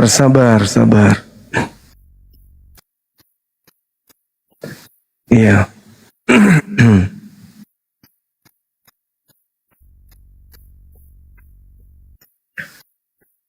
Oke, teman-teman sekalian. Awal membawa tema ini itu kembali kepada Quran surah Al-Maidah ayat 116. Allah Subhanahu wa taala menjelaskan, wahai Isa, apakah engkau yang mengajarkan mereka menuhankan dirimu selain daripada aku? Nabi Isa menjawab, tidak. Bukan aku yang mengajarkan mereka menuhankan diriku. Berarti bukan kamu yang dituhankan.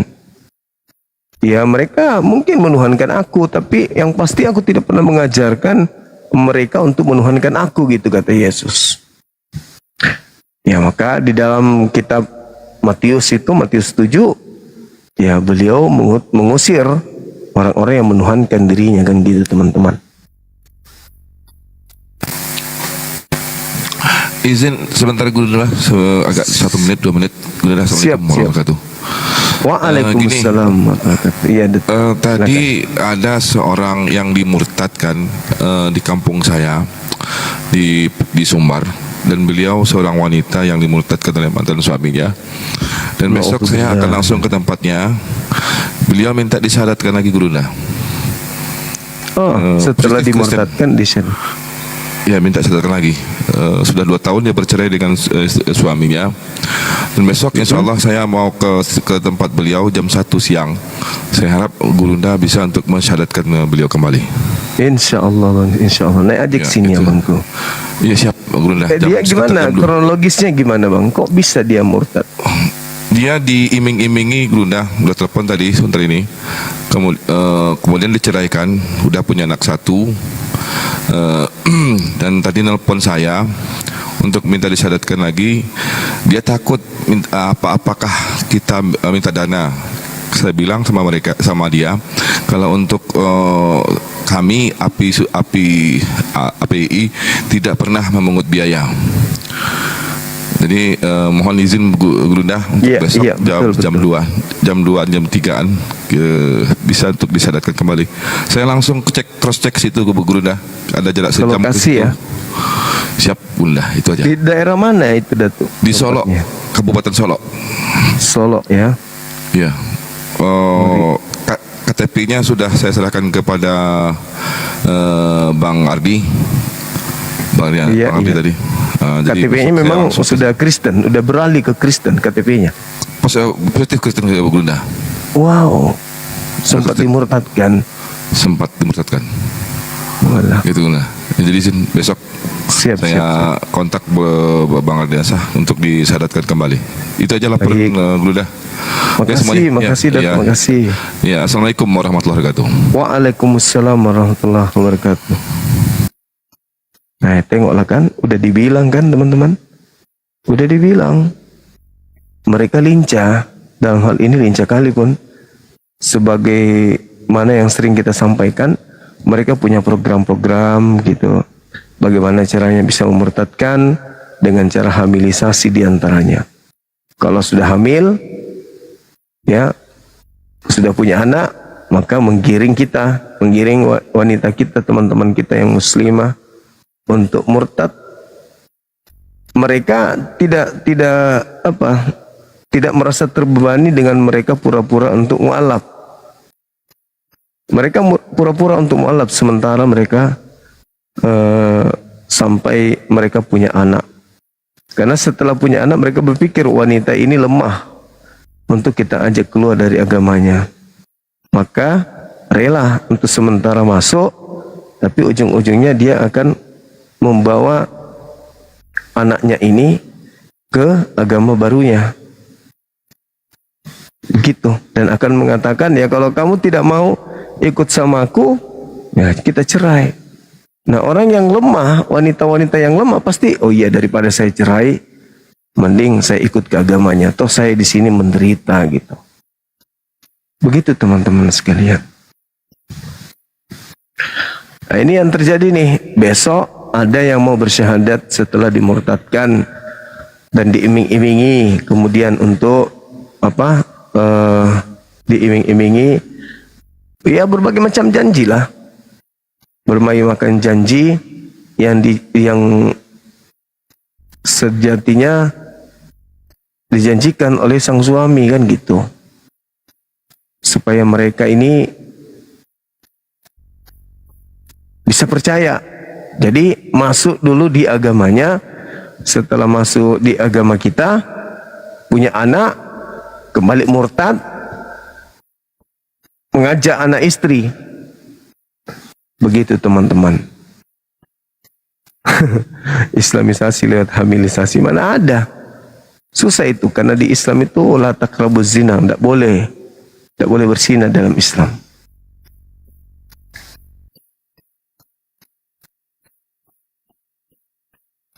Begitu teman-temanku.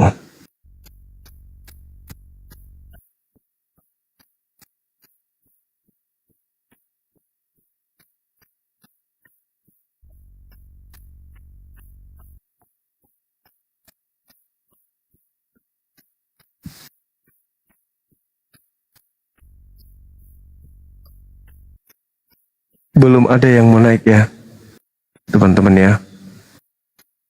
Ya, kita sabar-sabar aja dulu, nunggu sedikit lagi.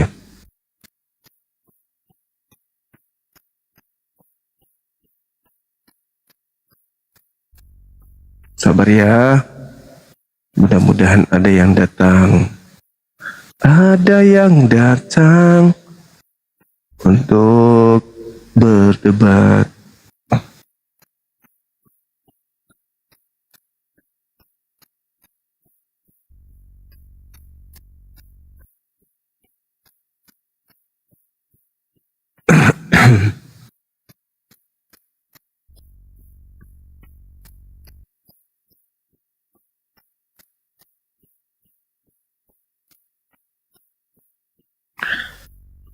Oke. Kenapa lah ini Pak Bom Bom tidak nyebrang ke sini dulu ya? Daripada dia menderita di komalnya. Mending ke sini dulu gue bilang.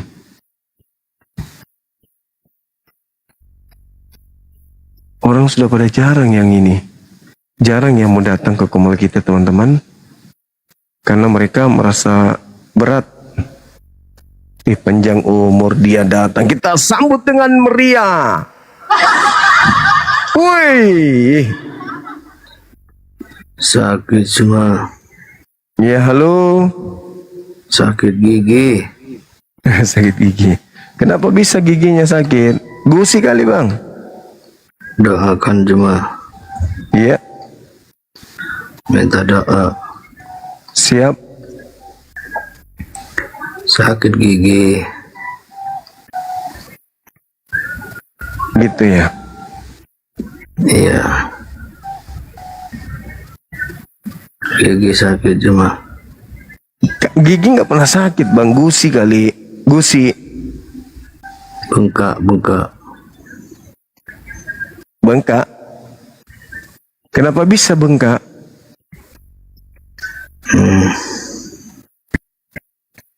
Gigi kok bisa bengkak bang? Gimana ceritanya? Gusi. Oh gusi, berarti sakit gusi dong.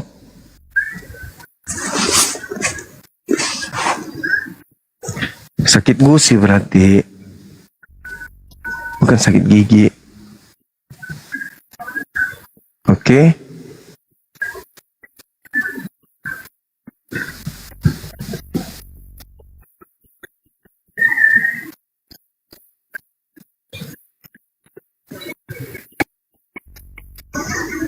Aku udah kirim beberapa pendeta ya teman-teman, tapi belum bisa, belum mau dia.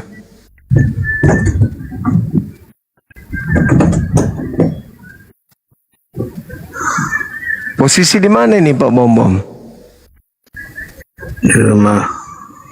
Di rumah sakit? Iya. Enggak, di rumah. Di rumah mana? Rumah. Riwayat. Di rumah mana bang?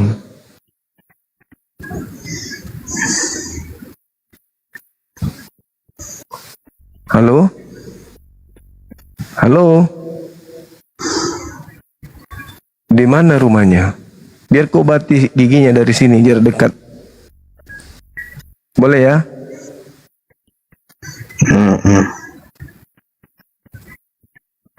Serius itu sakit gigi? Bengkak. Menderita kali dia. Bengkak gigi, sakit giginya.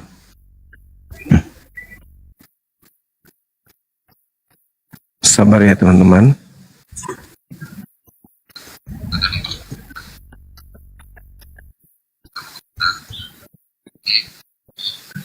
Bentar ya teman-teman, dengar VN dulu bentar.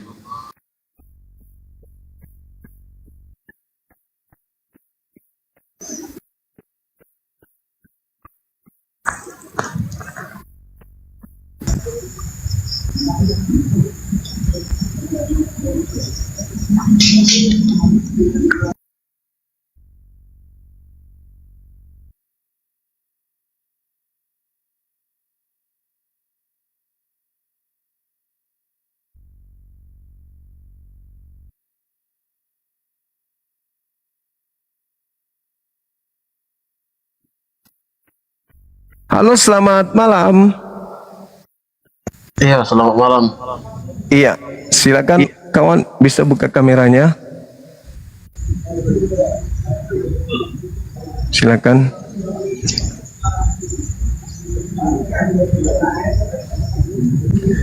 Ke kamera. Silakan, Bang. Oke, bentar, Bang. Oke. Katolik Protestan. Protestan, Bang, Protestan. Protestan. Silakan. Saya nggak ada niat naik tadi, Bang. Saya hanya diundang. Iya. Oke. Ini aja sih, Bang. Kenapa agama ini diperdebatkan, itu aja sih. Iya, karena takutnya nanti kalau tidak diperdebatkan ada yang mati dalam keadaan menyembah makhluk yang dikutuk sama Elohim, sama Tuhan pencipta langit dan bumi. Makanya harus didiskusikan supaya orang menyimak, menyaksikan, mendengarkan. Oh, ternyata di dalam agama ini yang disembah adalah makhluk yang dikutuk sama Tuhannya Yahudi, kan gitu. Seperti itu, Bang, alasannya. Silakan. Oke lah. Oke, yang lain aja, Bang, ya. Maaf, Bang, ya. Oke. Oke, saudara, oke. Thank you. Nggak berdaya teman-teman. Nggak bisa dia membahas tema ini, susah, berat. Baginya berat tema ini. Halo, Bang. Halo juga. Ya, Dari mana? dari NTT, Bang. Katolik? Kristen Protestan. Protestan. NTT Ya. Protestan. Iya, silakan buka kameranya, Bung. Oke, Bang. Silakan.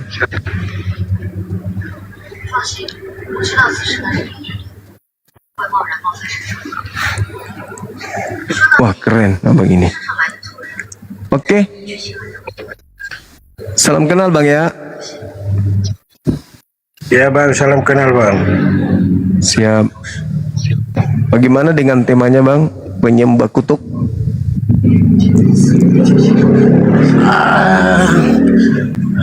Itu artinya apa, Bang, penyembah kutuk? Penyembah kutuk.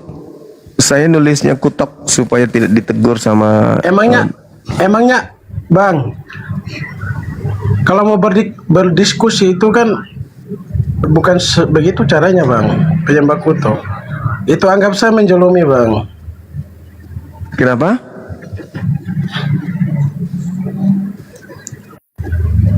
Halo. Iya, halo, gimana maksudnya? Jaringan agak lowet, Bang. Soalnya jauh, Bang, towernya. Jadi gimana? Penyembah kutuk Iya. itu berarti sembah setan ya, Bang? Iya, betul. Itu paham kali berarti. Thank you. Berarti Tuhan Anda setan juga, Bang? Tuhan kami maha suci. Ya? Tuhan yang kami sembah adalah Tuhan yang maha suci. Oh, gitu ya. Iya, Al-Malikul Anda Quddus. kan begitu logikanya, Bang. Tuhan belum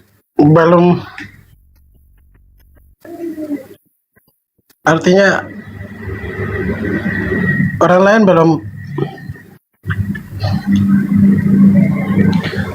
Yesus kan mati dengan jalan kutuk, Bang, di atas salib. Sebab pada tertulis, terkutuklah orang yang digantung di atas salib. Galatia 3 nomor 13, Yesus terkutuk di atas salib. Kalian sembah, berarti kalian menyembah makhluk yang terkutuk, kan gitu maksudnya.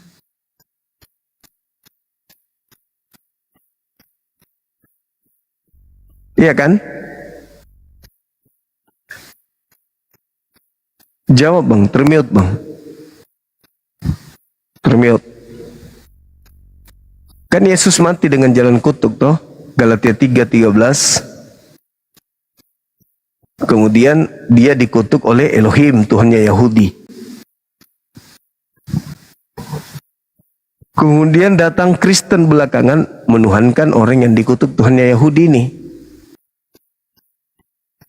Berarti sembahan Anda adalah makhluk yang dikutuk Elohim. Begitu maksudnya, Bang.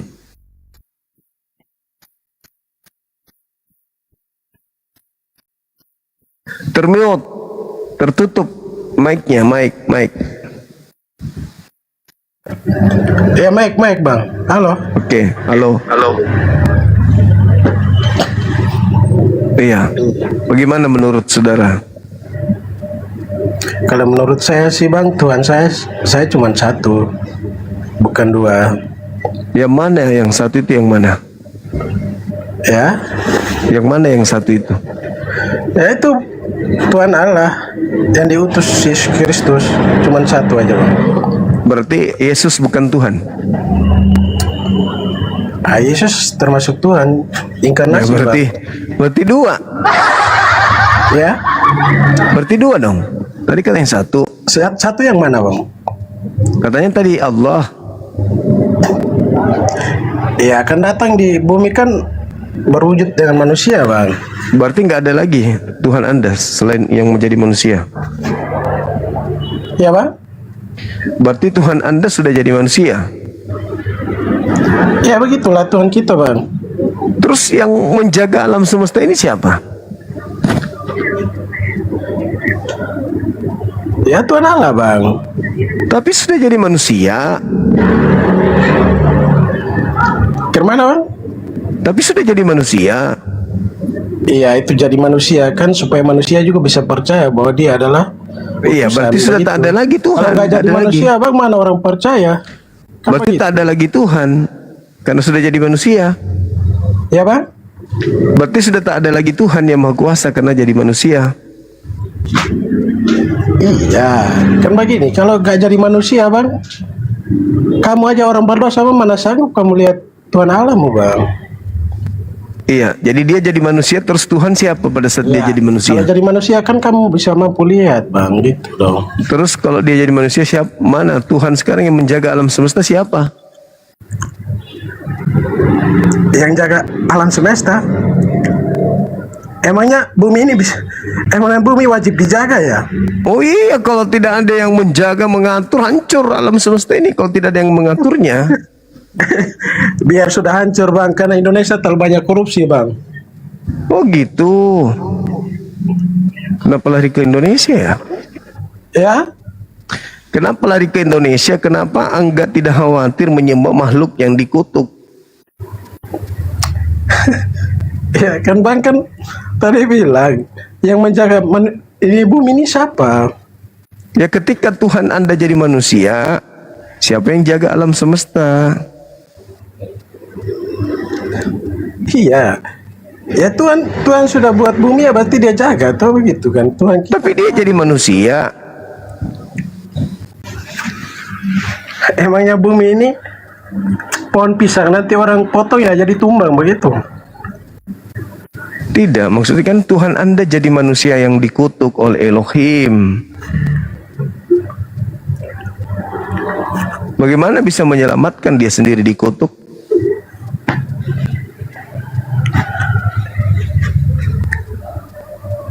Berarti kesimpulannya Anda menyembah makhluk yang dikutuk. Betul? Tidak betul. Galatia 3 begitu. Kamu aja yang ngarang bang. Kristus telah menebus Kristen dari kutuk hukum Taurat dengan jalan menjadi kutuk, sebab ada tertulis, terkutuklah orang yang digantung di tiang salib. Kan jalannya jelas. Kamu tulis. Halo, selamat malam saudara itu, Opan. Bang. Kenapa? Selamat malam. Assalamualaikum Bang Juma. Waalaikumsalam. Kenapa Bang Bang? Juma, saya dari sebelah Tepingan sama Pak Bom. Iya.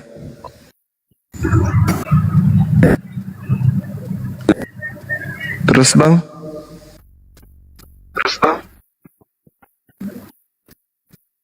Halo?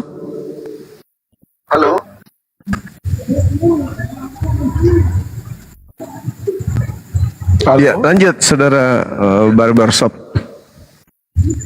Iya. Jadi gimana? Anda sudah tahu bahwa Anda menyembah makhluk yang dikutuk? Gak bisa gitu bang. Loh, kok nggak bisa gitu? Kan faktanya gitu. Anda sudah mengeksekusi duluan Tuhan kami. Galatia 3 nomor 13 bunyinya Agama Anda begitu. kan mengajarkan begitu ya.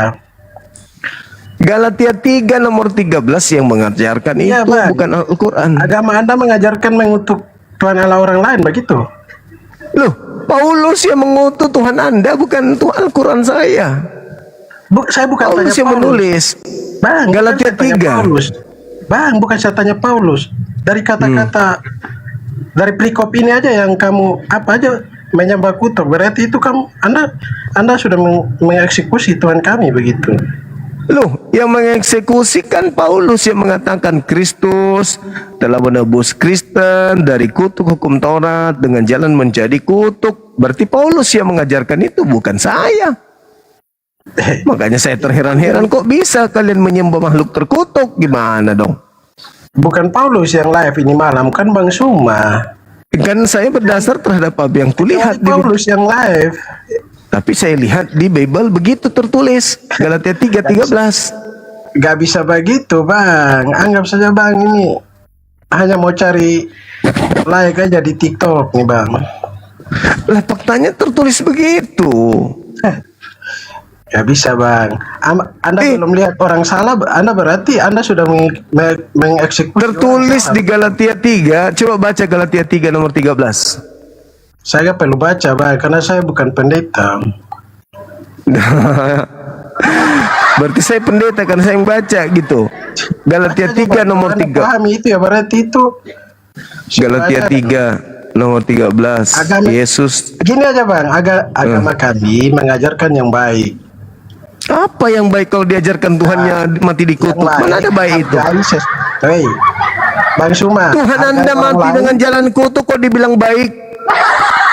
Bang Suma, dengar tidak? Dengar, ajaran Anda mengatakan Tuhan Anda digantung dengan jalan kutuk. Masa itu baik? Hei, saya ajarkan bahasa. Bang Suma. Cih. Hargai orang lain.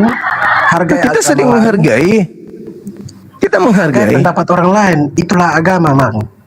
Iya, saya mengatakan bahwa Paulus yang mengatakan Kristus mati dengan jalan kutuk. Paulus, bukan kita omong Paulus, kita omong aja sekarang yang nyata yang nyata tertulis di Bible, yang kau sembah namanya Yesus itu mati dengan jalan kutuk. Kamu aja live tutup mulut, kenapa? Iya, karena saya tidak mau di kegantengan saya itu dilihat orang. Nah, terus kenapa kau yang bertanya, giliran saya jawab kau nangis? Kamu bertanya, saya jawab kau ngamuk. Udah goblok masih paksa diri live. Yang goblok itu yang menyembah makhluk terkutuk.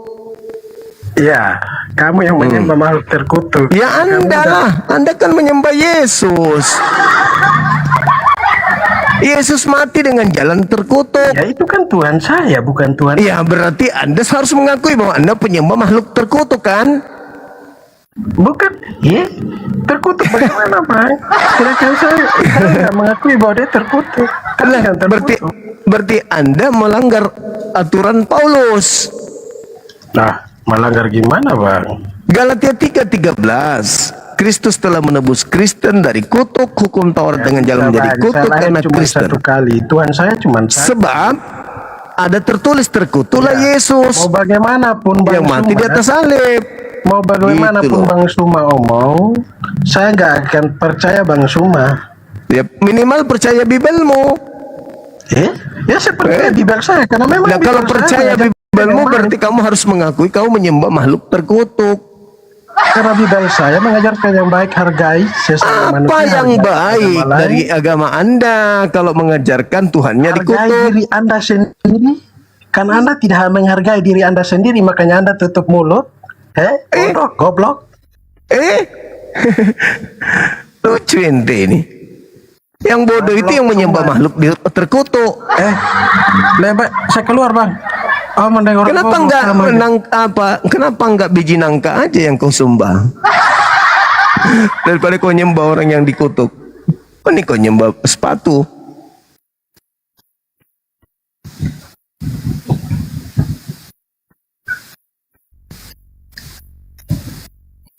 Mending saya turun, katanya. Turunlah. Gimana mau bertahan dong, terbukti begitu. Malah dibilangnya, bagaimana saya dikatakan menyembah kutuk? Itu kan tertulis di Bible-mu. Ya itu dulu, sekarang enggak lagi. Masalah generasi hancur sudah.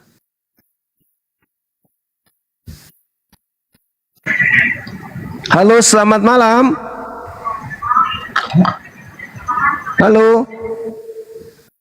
Langit. Kabur dia.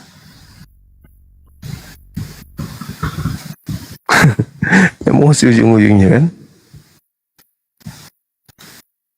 Halo, selamat malam. Gak ada lagi. Kabur lagi.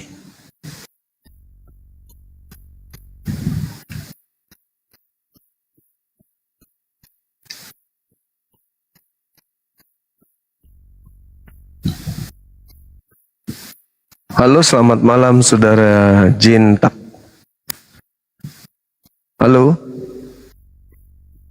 Jintak. Halo, selamat malam. Kabur lagi. Kenapa bisa gitu, teman-teman? Baik, rekan-rekan sekalian, saya rasa kita sudahi sampai di sini pertemuan kita pada malam hari ini. Karena pendeta atau pastornya atau jemaatnya tidak ada yang datang, kalaupun datang dia kesurupan gitu ya. Adapun yang hadir muter-muter seperti Suki, muter-muter entah kemana perginya kan gitu ya. Halo, selamat subuh. Halo, Selamat malam. malam. Katolik Protestan bang. Protestan. Oke, silakan buka kameranya. Silakan bang, buka kamera. Silakan, kita bahas tema ini. Silakan. Aku gak ngerti temanya bang Juma. Diajarkan bahwa Yesus mati dengan jalan kutuk di atas salib.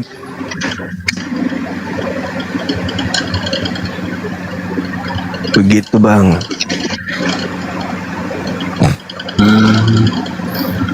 Menyembah kutuk. Nah, habis itu Yesus yang digantung dengan jalan kutuk ini Anda sembah. Berarti Anda menyembah makhluk yang dikutuk kan gitu maksudnya. Halo saudara Iron. Ya, selamat malam. Buka kameranya bang. Silakan. Kamera terbalik pula. Ya. Wih, ketemu lagi kita. Gimana bang? Kemarin Kemarin ke gereja bang ini. Saya tidak ke gereja. Berarti nggak ke gereja nyembah makhluk yang dikutuk sama Elohim? Makhluk mana yang dikutuk? Yang di tiang salib, yang digantung. Itu di anting Anda. Apakah makhluk toh bukan orang? Kalau ya makhluk sama orang sama aja, Bung. Oh, betul sama. Iya. Makhluk sama. Betul. Makanya makhluk siapa dulu? Yesus kan mati digantung. Yesus mati digantung. Iyalah, siapa lagi? Menurut saya Yesus tidak mati digantung karena dia disalib karena difitnah. Bukan karena dosa waris. Kalau fitnah berarti itu hal yang tidak betul, toh abang? Oh, berarti penyaliban ini adalah hal yang tidak betul. Bukan, alasan disalib karena hal yang tidak betul. Sebenarnya tidak boleh disalib, tapi karena difitnah makanya disalib. Oh, berarti salib ini karena fitnah, bukan karena dosa waris. Ini saya bicara berdasarkan Matius 26 ayat 59. Masalahnya di sini saya tidak ada Alkitab toh. Coba abang baca, abang di situ ada Alkitab, abang coba baca Matius 26 ayat 59. Ya, di situ dikatakan bahwa mereka, 59. iya, mereka melakukan mereka memiliki kesepakatan untuk membunuh Yesus dengan cara tipu muslihat, kesaksian palsu. Abang baca, abang kalau ada Ya, abang itu, buka ya, untuk debat agama kan ada. bunyinya begitu. Matius 26 nomor 59 itu bunyinya gitu. Masalah tidak seperti itu abang. Begitu bunyinya. Masa enggak? Coba abang tunjuk. Abang kan abang live buka room tentang perdebatan antar agama. Pasti Matius abang punya 26 itu di data nomor 59 itu jelas begitu bunyinya. Imam kepala seluruh mahkamah mencari kesaksian palsu terhadap Yesus agar ia dapat dihukum mati, kan gitu. Betul? Benar?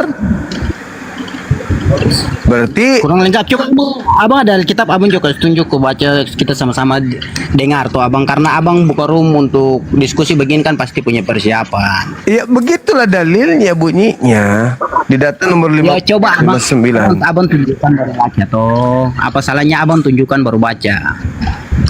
Ya di situ sudah jelas sekali kok. Masa nggak tahu? Anda kan sudah mengetahuinya. Masa imam kepala?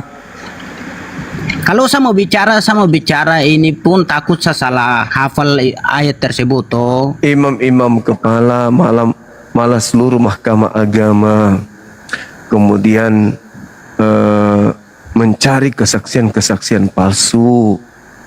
Untuk apa? Agar Yesus Jadi dapat Yesus mati dihukum. dari salib itu.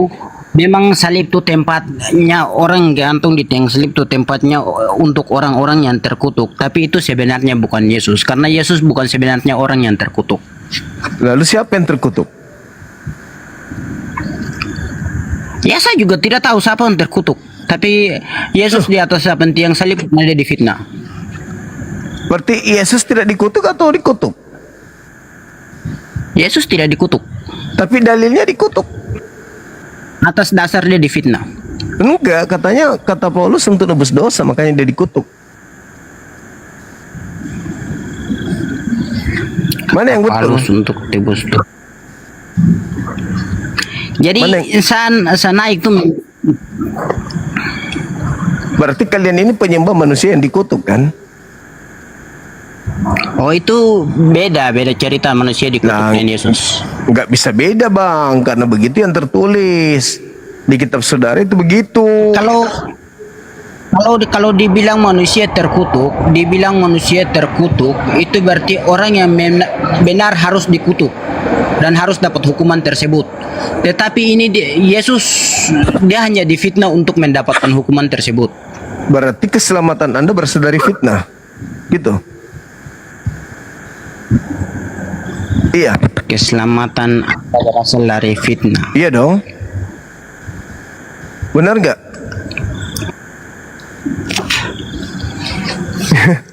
Berasal dari fitnah orang-orang Yahudi sehingga Anda selamat, betul nggak? Betul nggak bang? Ya dari itu semua, makanya ada hikmatnya untuk lewat kematian dia, lewat Tuhan Yesus disalibkan, dia mati, dikuburkan dan dia bangkit kembali. Itu bertanda bahwa iman umat Kristen sudah menang di atas maut begitu. Iya. Berarti Anda menyalahkan. menerima salib dari orang-orang yang membenci Yesus. Marah tiba-tiba besar. Iya kan? Benar nggak? Iya kan?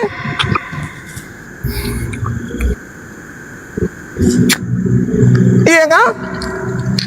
Kaget.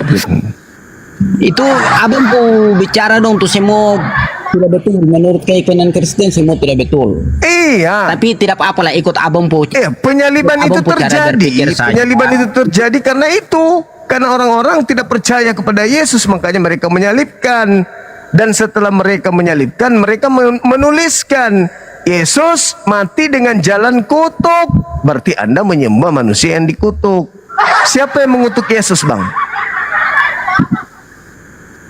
Nah itu sebenarnya saya bertanya kepada abang. Kalau abang bilang Tuhan Yesus mati terkutuk, siapa yang mengutuk Yesus? Elohim.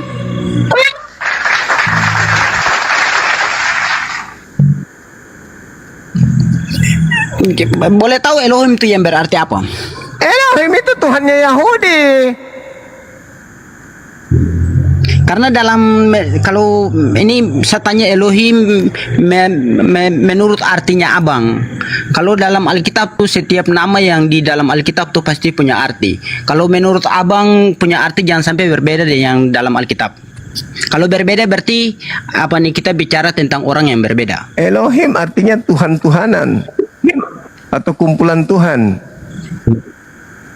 Tuhan-Tuhanan. Ya. Kalau Elohim menurut abang bertuhan-tuhan berarti beda dari Elohim yang abang sekarang pikir. Beda-beda. Ya, nah sekarang permasalahannya Yesus dikutuk sama Tuhannya Yahudi. Tuhannya Yahudi itu siapa? Orang Yahudi menyebutnya Hashem Yot-Heh-Vaveh. Yang berarti? Yang berarti nama itu. Karena setiap nama dalam Alkitab itu pasti punya arti.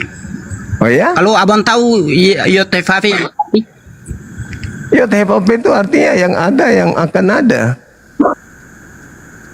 ini semua tidak betul. Memang tidak betul, begitu makanya bicara suaranya. hal semua tidak Itu betul. makanya. Jadi apa artinya Yot-Heh-Vaveh? Sama saja saya mau dia arti di orang yang tidak paham Alkitab. Begitu. Jadi artinya apa?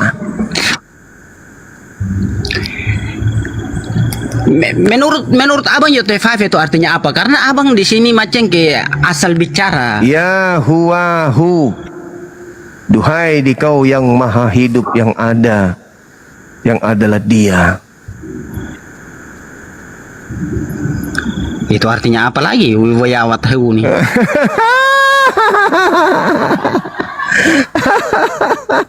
Jadi Anda menyembah makhluk yang dikutuk oleh Tuhannya Yahudi. Tunjukkan siapa sebenarnya. Tunjukkan siapa sebenarnya yang apa nih untuk Yesus. Tuhannya Yahudi. Tuhannya Yahudi itu siapa? Yot-Heh-Vaveh.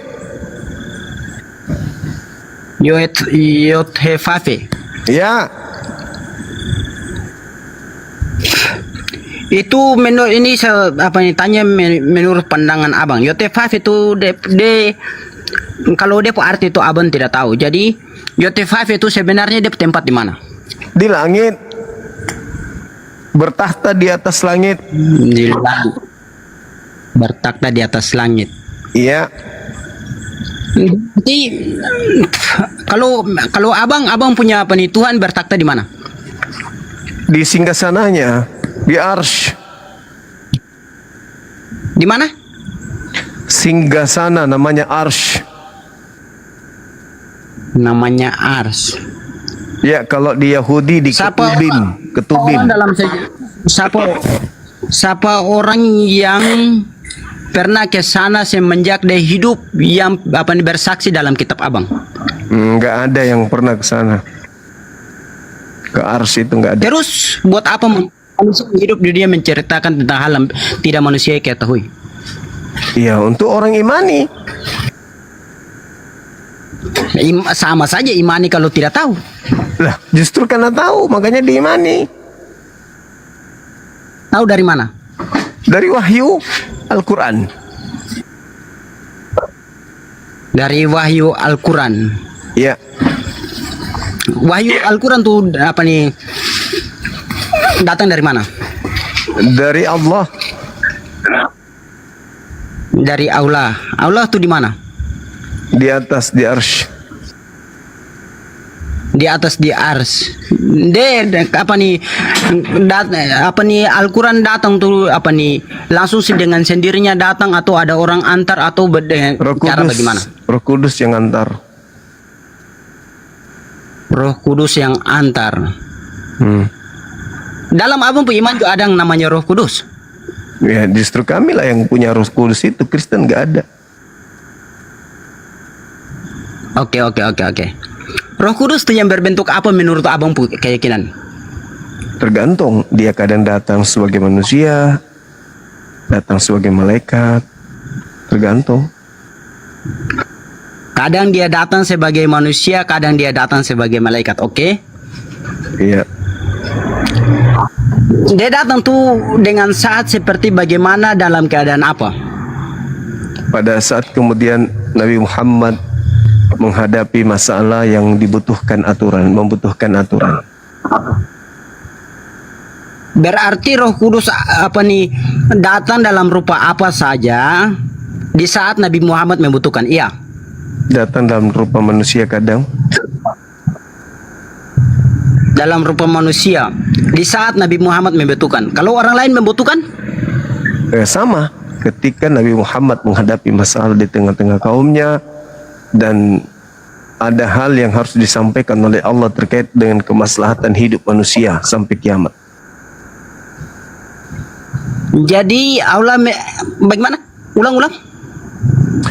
Allah mewahyukan Al-Quranul Karim sesuai yang dibutuhkan oleh manusia sebagai petunjuk menuju ke surga. Minta maaf abang, omong pakai bahasa Indonesia saya supaya saya paham. Jangan pakai bahasa yang saya tidak paham. Urusan tadi bahasa Indonesia orang ini. Tadi itu saya bahasa Indonesia. Abang? Coba ulang. Wahyu didatangkan, Al-Quran didatangkan sebagai petunjuk bagi manusia sampai hari kiamat. Didatangkan dari mana itu? Dari pencipta langit dan bumi. Dari pencipta langit dan bumi. Berarti kalau didatangkan berarti bukan dari atas, toh?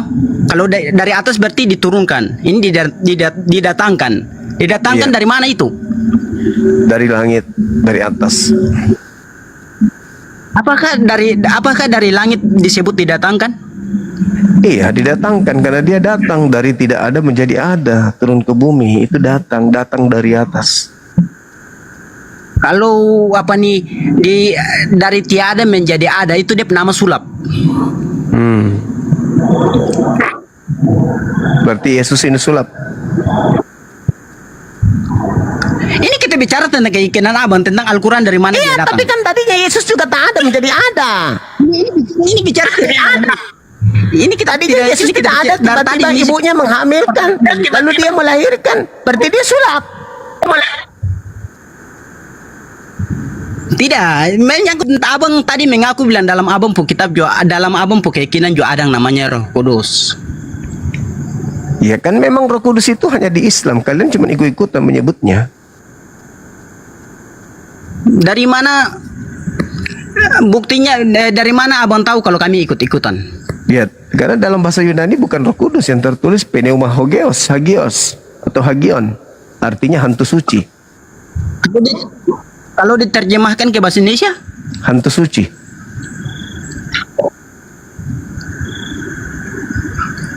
Apakah abang coba tunjukkan dalam abang Quran kalau ada yang namanya kata ada Roh Kudus? Qul nazzalahu ruhul kudus min rabbika bil haqq.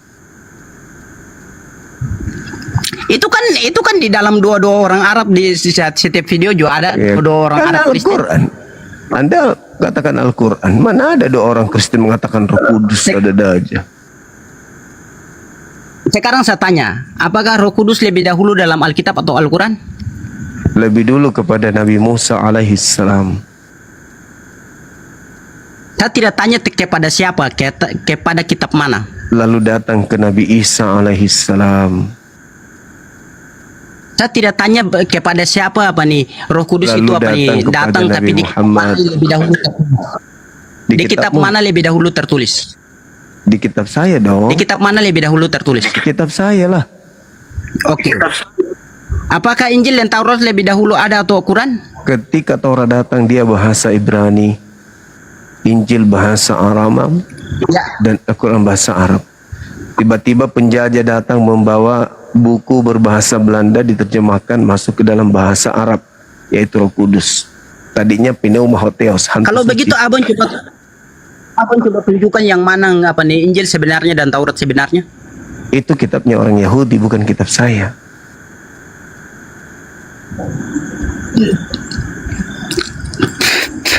Kitabnya orang Yahudi bukan kitab saya. Ya, yang punya kewajiban menunjukkan itu ya mereka yang punya kitab. Ngapain? Saya kan bukan punya kitab Torah. Saya bukan pencuri kitab. Tidak seperti situ ngambil kitabnya orang. Jadi menurut abang apa nih? Terus yang abang tahu Nabi Musa itu abang tahu dari mana? Dari Al-Quran. Dari Al-Quran.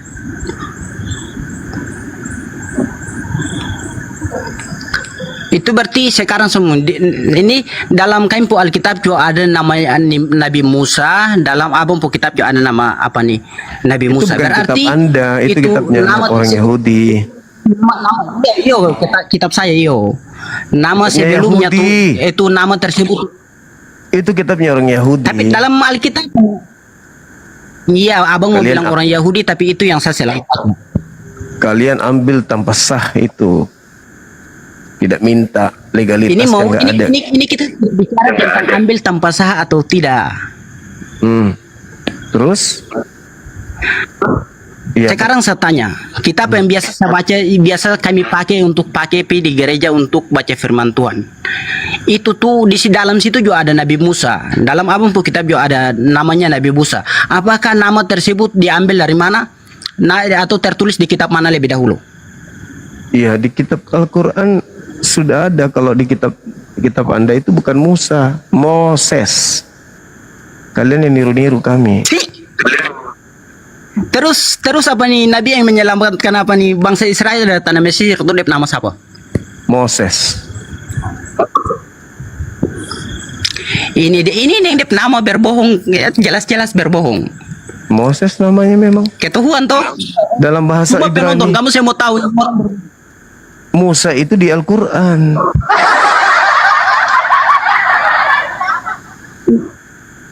Abang coba tunjukkan. Kalau apa nih Wa is qala Nabi Musa liqaumihi ya qaumi lima ta'zunani wa qad ta'lamuna anni rasulullahi ilaikum. abang pakai lebar saya tidak mengerti. Ya, makanya jangan bahas Al-Quran. Kan Al-Quran itu bahasa aslinya.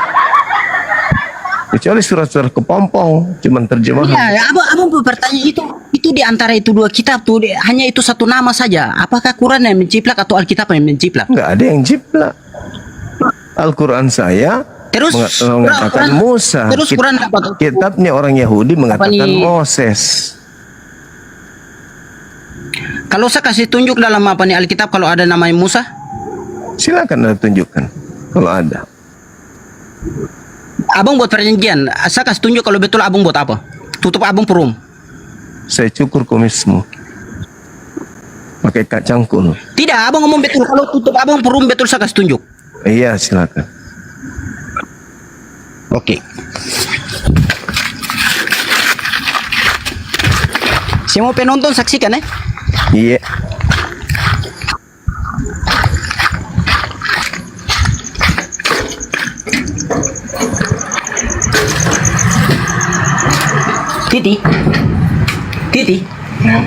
Titik apa nih buka titik pola HP dulu ini dia ada om bekas tunjuk apa nih nama Musa dalam Alkitab kok dia betul dia perum deh. Wah.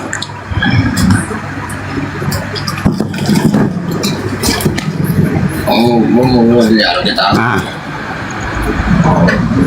Alkitab.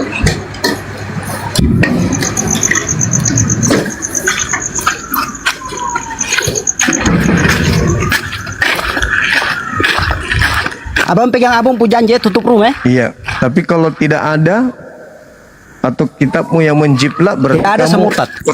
Oke. Tidak ada kitab lebih apa nih yang menciplak apa nih abang pu kitab. Karena kitab lebih dahulu ada. Oke, kita buktikan aja nanti.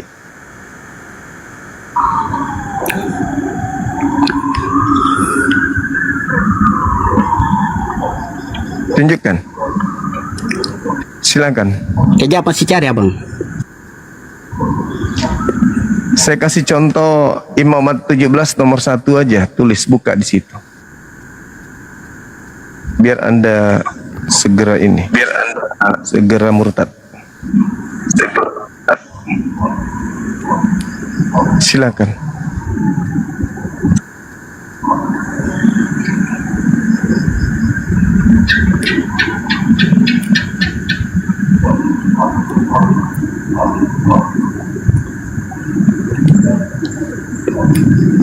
Silakan abang, masih lama. Imamat 17 nomor 1. Kejap, saya udah cari nih, sama si cari kejap. Itu tatonya belum makan 2 minggu itu tatonya.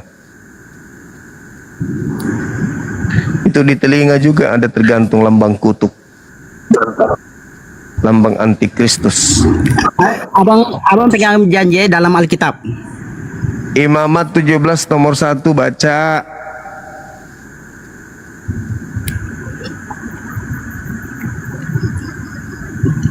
Cepatlah, banyak kali ceritanya.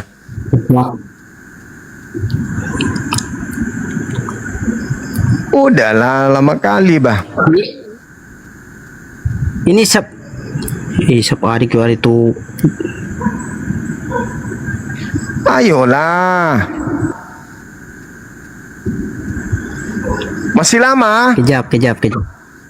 Masih ini mulai dapat ini. Itulah bukti nggak ada Roh Kudus di situ. Ini nantangin kucing makan ikan. Sementara dia sendiri adalah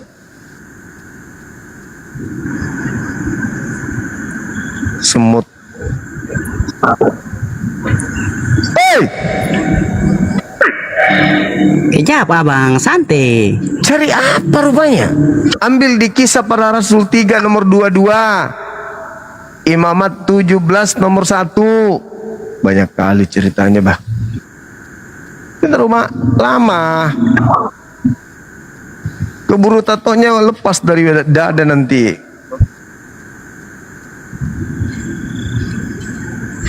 Hei! Sekejap, abang tenang dulu. Sudah kutunjukkan dalilnya, cari di Kisah Para Rasul 3 nomor 22. Tidak perlu ikut abang, saya cari sendiri.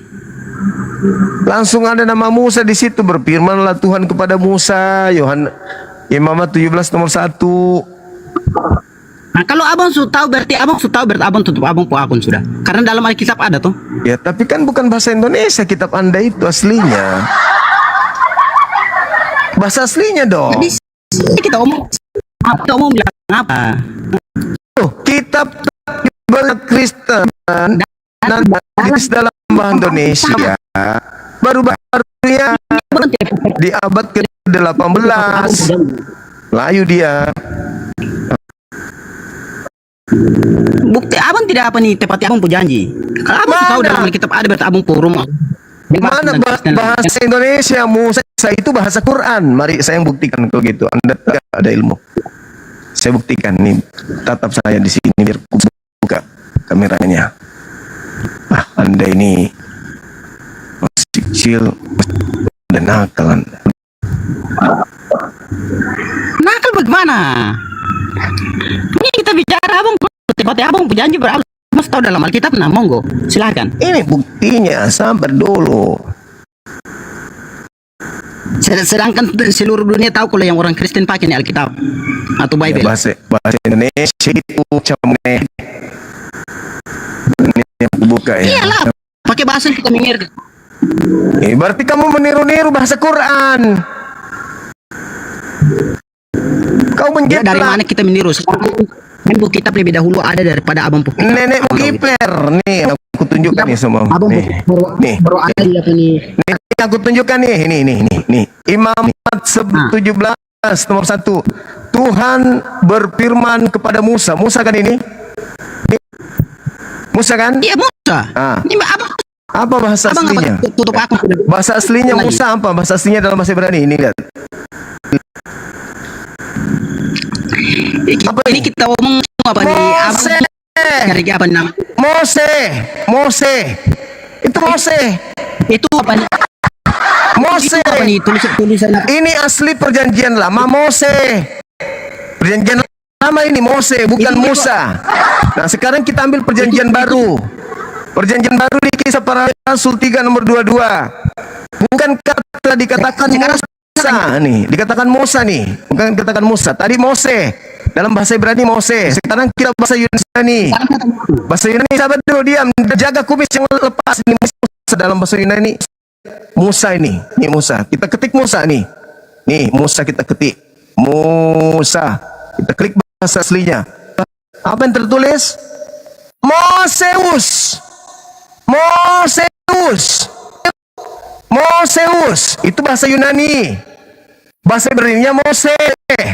Kita lihat Al-Quran. Kita lihat Al-Quran. Kita lihat Al-Quran. Al-Quran nih.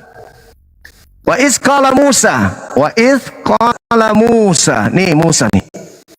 Musa itu Musa itu tuh. Musa. Nih. Nih Musa. Musa. Bisu. Ini Musa sudah ada 1400 tahun lalu ini. Ini Musa. 1400 Itu kan bahasa Arab, bukan bahasa. Ini bahasa Quran ini tuyul. Makanya otakmu itu nutrisinya lari ke kumis. Otakmu sudah nggak ada nutrisinya. Nih Musa ini Musa. Nah, sedangkan bahasa kitabmu nih bahasa Yunani. Mose bahasa Ibrani. Bahasa Yunaninya apa bahasa Yunaninya? Moseus. Itu kalau dilatin. Moseus. Itu kalau dilatinkan bagaimana? Kalau dilatinkan Moseus itu latinnya tadi. Kalau Musa, ini Musa, ini Musa. Dilatinkan tetap aja Musa. Nih. Nah, Musa. Tuh. Sesuai dengan bahasa Latinnya, bahasa Arabnya tuh. Musa. Tapi kalau bahasa Ibrani ini Mose. Bahasa Yunani nih. Jadi begini Abang. Moseus. Tuh, Moseus. Nah, ini orang tidak cepat janji. Nih, Moseus. Nah, sekarang kau murtad. Kau murtad dari agamamu. Kau jadi pengikut agama monyet. Kau jadi pengikut monyet aja. Kau keluar dari agamamu. Kau jadi pengikut agama monyet di hutan. Gak bisa kau masuk Islam karena Islam itu tempatnya orang berakal. Kamu gak berakal, gak bisa masuk Islam. Kamu jadi ateis kayak babi tidak beragama ateis. Kau kayak babi aja. Jangan masuk Islam, gak boleh masuk Islam. Muka kayak kau itu gak bisa masuk Islam. Kau masuk Islam itu kau cebok dulu pakai Kalpanax 1 ember.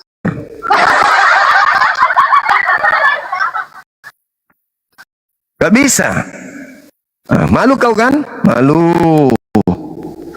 Bahasa Indonesia Musa itu ngambil dari bahasa Arab Musa. Ternyata Mose. Bahasa Yunaninya Moseus. Moseus dengan Mose. Bahasa Arabnya Musa. Kitab Musa sekarang yang ada di Indonesia di bawah Belanda Musa. Berarti kau yang ngejiplak tuyul. Kau murtad sekarang, tapi jangan ke Islam ya, najis. Jangan ke Islam. Kau ikuti agama ikan lumba-lumba saja. Ada bodoh-bodohnya memang kan. Jangan kau ajari saya, jangan kau ajari ikan benang. Udah ilmu secuil sombong lagi. Oke? Malu nggak tuh teman-teman? Malu. Disimak 6.000 orang nonton di sini. 6.000 orang nonton kurang lebih teman-teman. Belum lagi di kesempatan Bapak tutup. Iya kan? Nah, jiplak kalau jiplak katanya, kamu tutup komal. Tapi kalau tidak, aku yang murtad. Mau ke kemana? Gak ada di Islam tempatmu kalau kau tidak berakal. Islam itu untuk orang berakal. Waliyatazakkara ulul albab. Begitu saudaraku. Halo saudara Nurdin.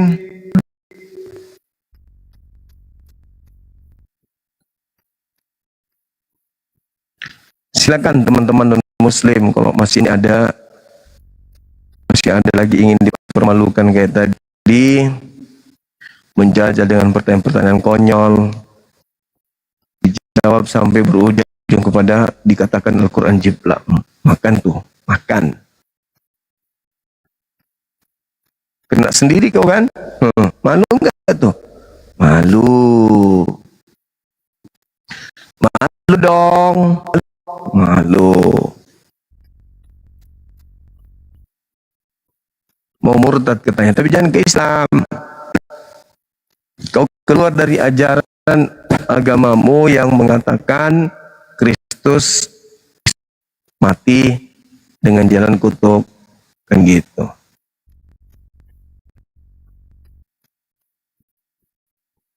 Di YouTube kenapa ya teman-teman? Kok bisa di YouTube kayak gitu?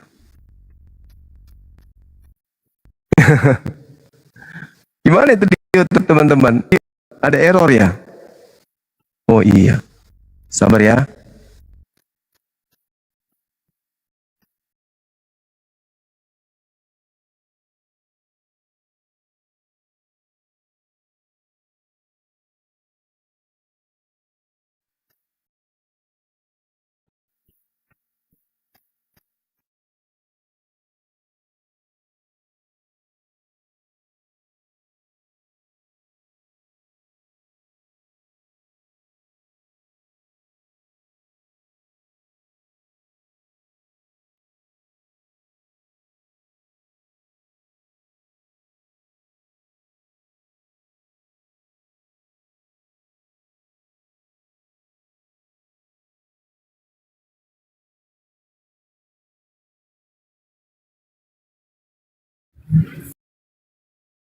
Assalamualaikum bro.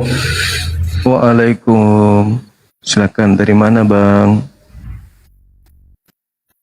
Katolik, Protestan? How are you bro? I'm fine, and you?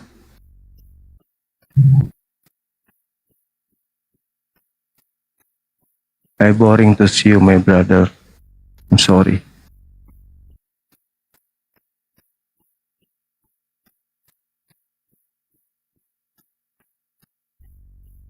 Ini kenapa YouTube-nya ini? Oke, aman kan ya teman-teman di YouTube ya? Kok bisa ya?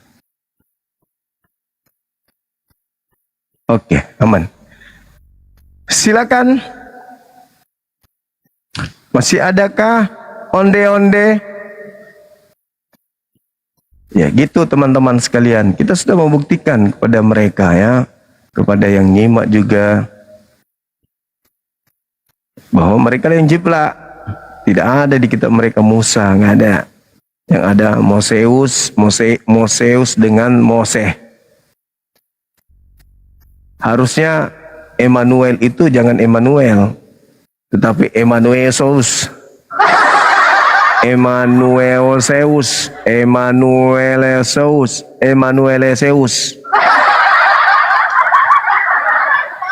Iya kan? Harusnya jangan Emmanuel, dan kau harus menyebutnya, berilah nama dengan Emmanuel. Salah. Harusnya hendaklah kau menamainya dia apa? Emmanuelos. Emmanuelos. Ribet kali bah. Emmanuelos. Itulah. Emmanueles. Berat kali bah. Antum murni, betul. Antum murni, pneuma hoteos atau pneuma hagios. Hagion juga bisa. Enggak ada suaranya lagi. Masa sih?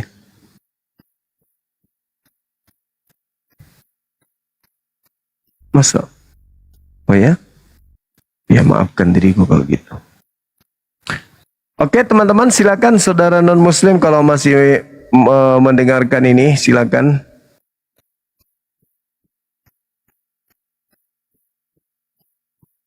Silakan naik ke sini teman-teman. Gak usah malu-malu.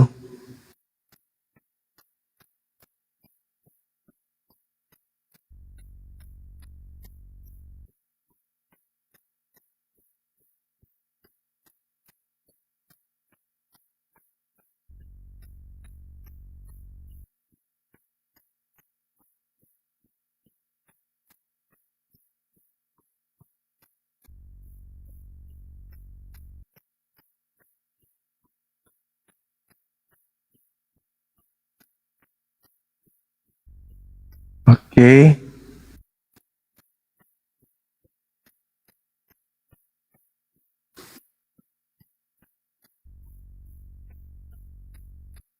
Gak ada ya, belum ada ya teman-teman.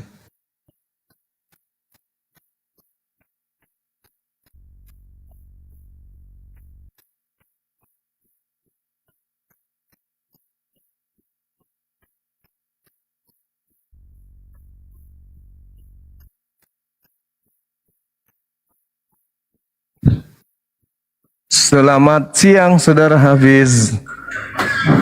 Apa kabar? Baik. Katolik Protestan. Alhamdulillah Bang Zuma. Alhamdulillah. Alhamdulillah Masya saya Allah. muslim. Begini Bang Zuma, mohon Ye. maaf. Saya mau Mau apa kita belum dengar? Mau apa abang kita ini? Alamak.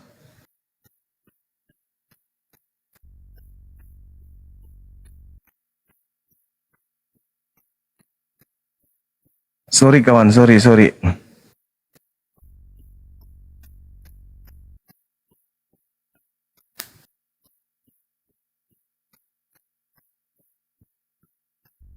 Halo, selamat malam.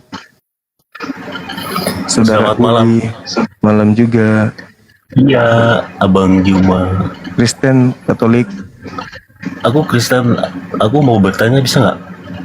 Boleh, Terkait silakan. Tuhannya Abang Juma sama Silakan. Tuhan saya. Buka kameranya, Bang. Silakan.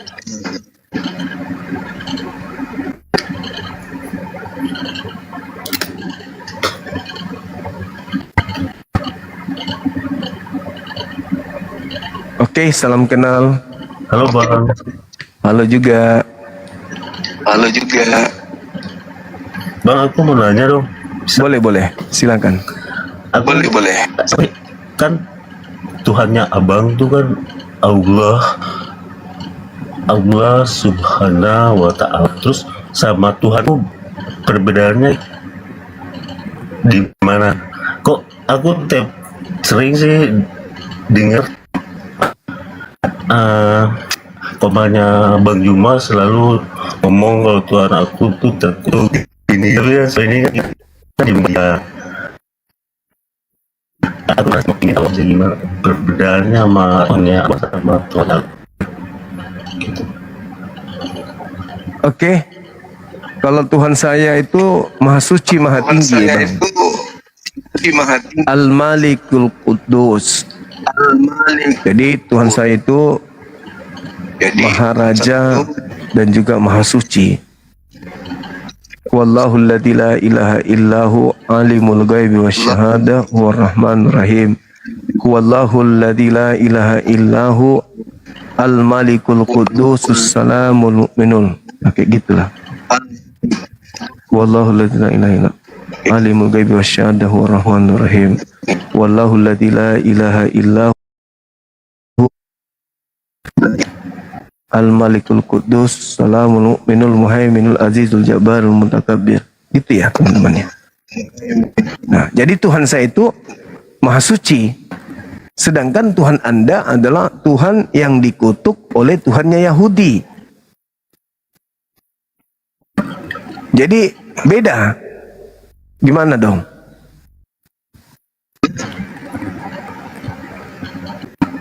Gimana itu? Huwallahul ladzi la ilaha illahu alimul ghaibi wasyahadah huwar rahmanur rahim. Huwallahul ladzi la ilaha illahu Al-Malikul Quddusus Salamul Mu'minul Muhaiminul Azizul Jabbarul Mutakabbir Subhanallahi amma yusyrikun Huwallahul khaliqul bari'ul musawwiru lahul asma'ul husna Yusabbihu lahu ma fis samawati wal ard wa huwal azizul hakim.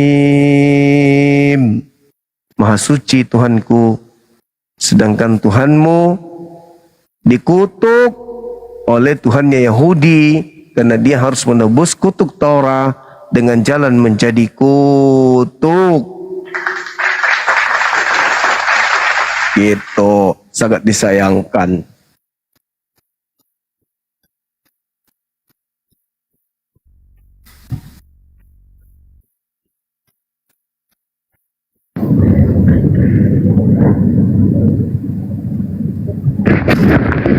Halo, selamat subuh. Halo. Kasih tak sampai. Hey!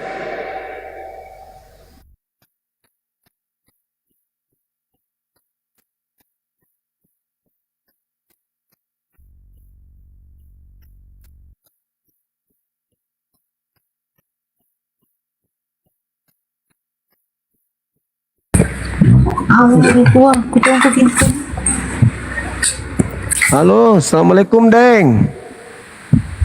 Halo Bang Zuma. Halo juga, dari mana? Katolik, Protestan? Islam Bang Zuma, Islam, Muslim, dan Makassar. Alhamdulillah. Ye, apa tumai kareba? Ada ka onde-onde?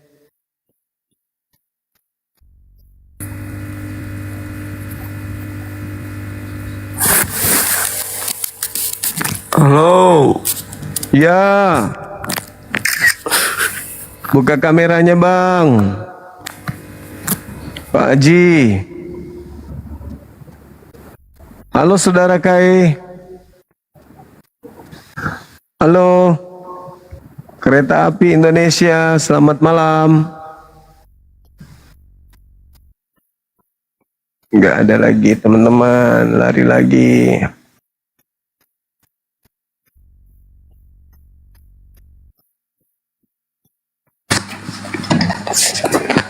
Halo, selamat malam. Halo. Malam. Halo. Malam. Hey! Ngapa na toge ngasing untuk kau? Ah? Apa na kulle? Disare ko po yung bayaw. Naik mo kurini. At kanakana mo konjo. Kaya mo kamateng ito biso. Di kiyok mo ko. Tinatok kanakana. Patutuay ko ka? Baik teman-teman sekalian. Di tempat saya ini udah jam 1 hampir jam 2 ya. Jam 1. Gimana kita istirahat? Kasih sahabatku, barakallahu fiik. Kita istirahat tuh gimana? Istirahat kita ya. Jujur ya teman-teman, aku sebenarnya dari tadi tidur loh ini. Aku terkadang lucu aja. Lucunya gimana? Aku mendengarkan suaraku. Oh, ini rasanya tertidur sambil cerita. Masalahnya aku minum obat. Aku lupa kalau tadi aku minum obat. Obat flu. Bikin ngantuk lagi. Jadi gimana rasanya Anda ngantuk habis minum obat sambil live gini? Nanti berasa setelah 10 menit live, aduh ngantuknya minta maaf. Ngantuk sekali. Pengaruh obatnya itu kayak apa ya? Kayak orang lagi ngeplay gitu. Habis minum, kayak orang minum CTM. Ya kan? Jadi ngomong, tapi saya berusaha untuk kontrol, tapi sudah nggak seperti biasanya, karena saya ngomong terkadang saya kayak nyimak suara saya sendiri gitu. Saya nyimak pembahasan saya sendiri. Biasanya kan ngalir sendiri otak dengan mulut sinkron. Ini enggak, memperhatikan otakku apa yang ku sampaikan ini. Kayak gitu-gitulah. Untuk itu kita istirahat dulu ya. Rehat dulu ya teman-teman. Besok kita jumpa lagi ya. Kita usahakan lebih pagi. Kalau bisa sebelum zuhur kita udah live. Besok hari Selasa kan ya. Ada urusan besok. Insya Allah aman lah. Ya. Jadi kita istirahat dulu, kita rehat dulu teman-teman sekalian. Terima kasih udah ada di sini, moderator-moderator saya yang ada di sini. Dinda Dio, Dinda Fandi, Masya Allah luar biasa. Kalian memang hebat ya. Terima kasih banyak udah mendampingi kita. Dan ada beberapa orang men-DM dari Oten, udah kita ajak naik, ternyata nggak naik. Ribut dengan apa maskernya Bang Suma aja gitu. Kita istirahat dulu ya. Besok kita jumpa lagi ya teman-teman. Insya Allah berkah perjuangan kita ini. Kalian yang sudah memberikan gift, kalian yang beri waktu, typing di bawah, yang di YouTube, Masya Allah, kalian luar biasa semuanya. Terima kasih udah mempersamai Bang Suma live dari tadi. Mudah-mudahan apa yang kita uraikan, yang kita sampaikan ini mendapatkan nilai pahala di sisi Allah berupa kebajikan dan amal jariah. Yang sahabat-sahabat sampaikan, yang sahabat uraikan berupa typing, itu juga akan menjadi saksi bagaimana Anda ikut berjuang dengan kita dalam menegakkan tali agama Islam.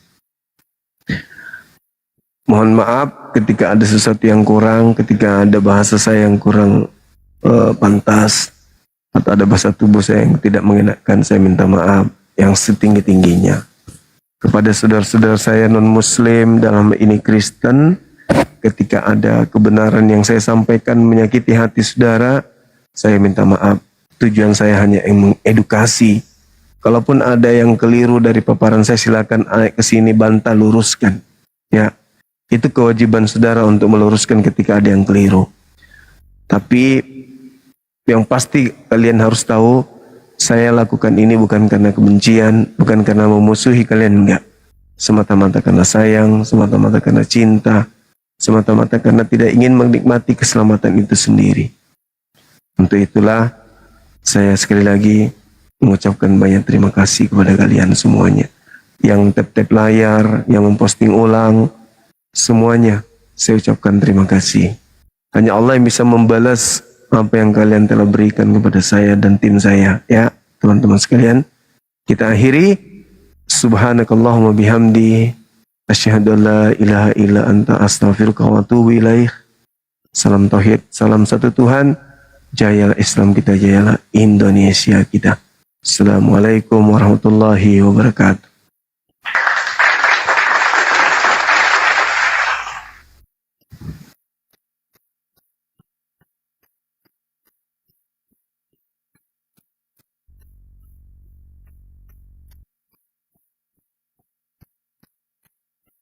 Udah ya teman-teman ya, makasih ya Dinda Dio semuanya.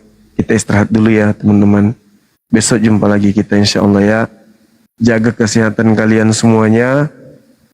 Bang Suma sayang, Bang Suma cinta kepada kalian.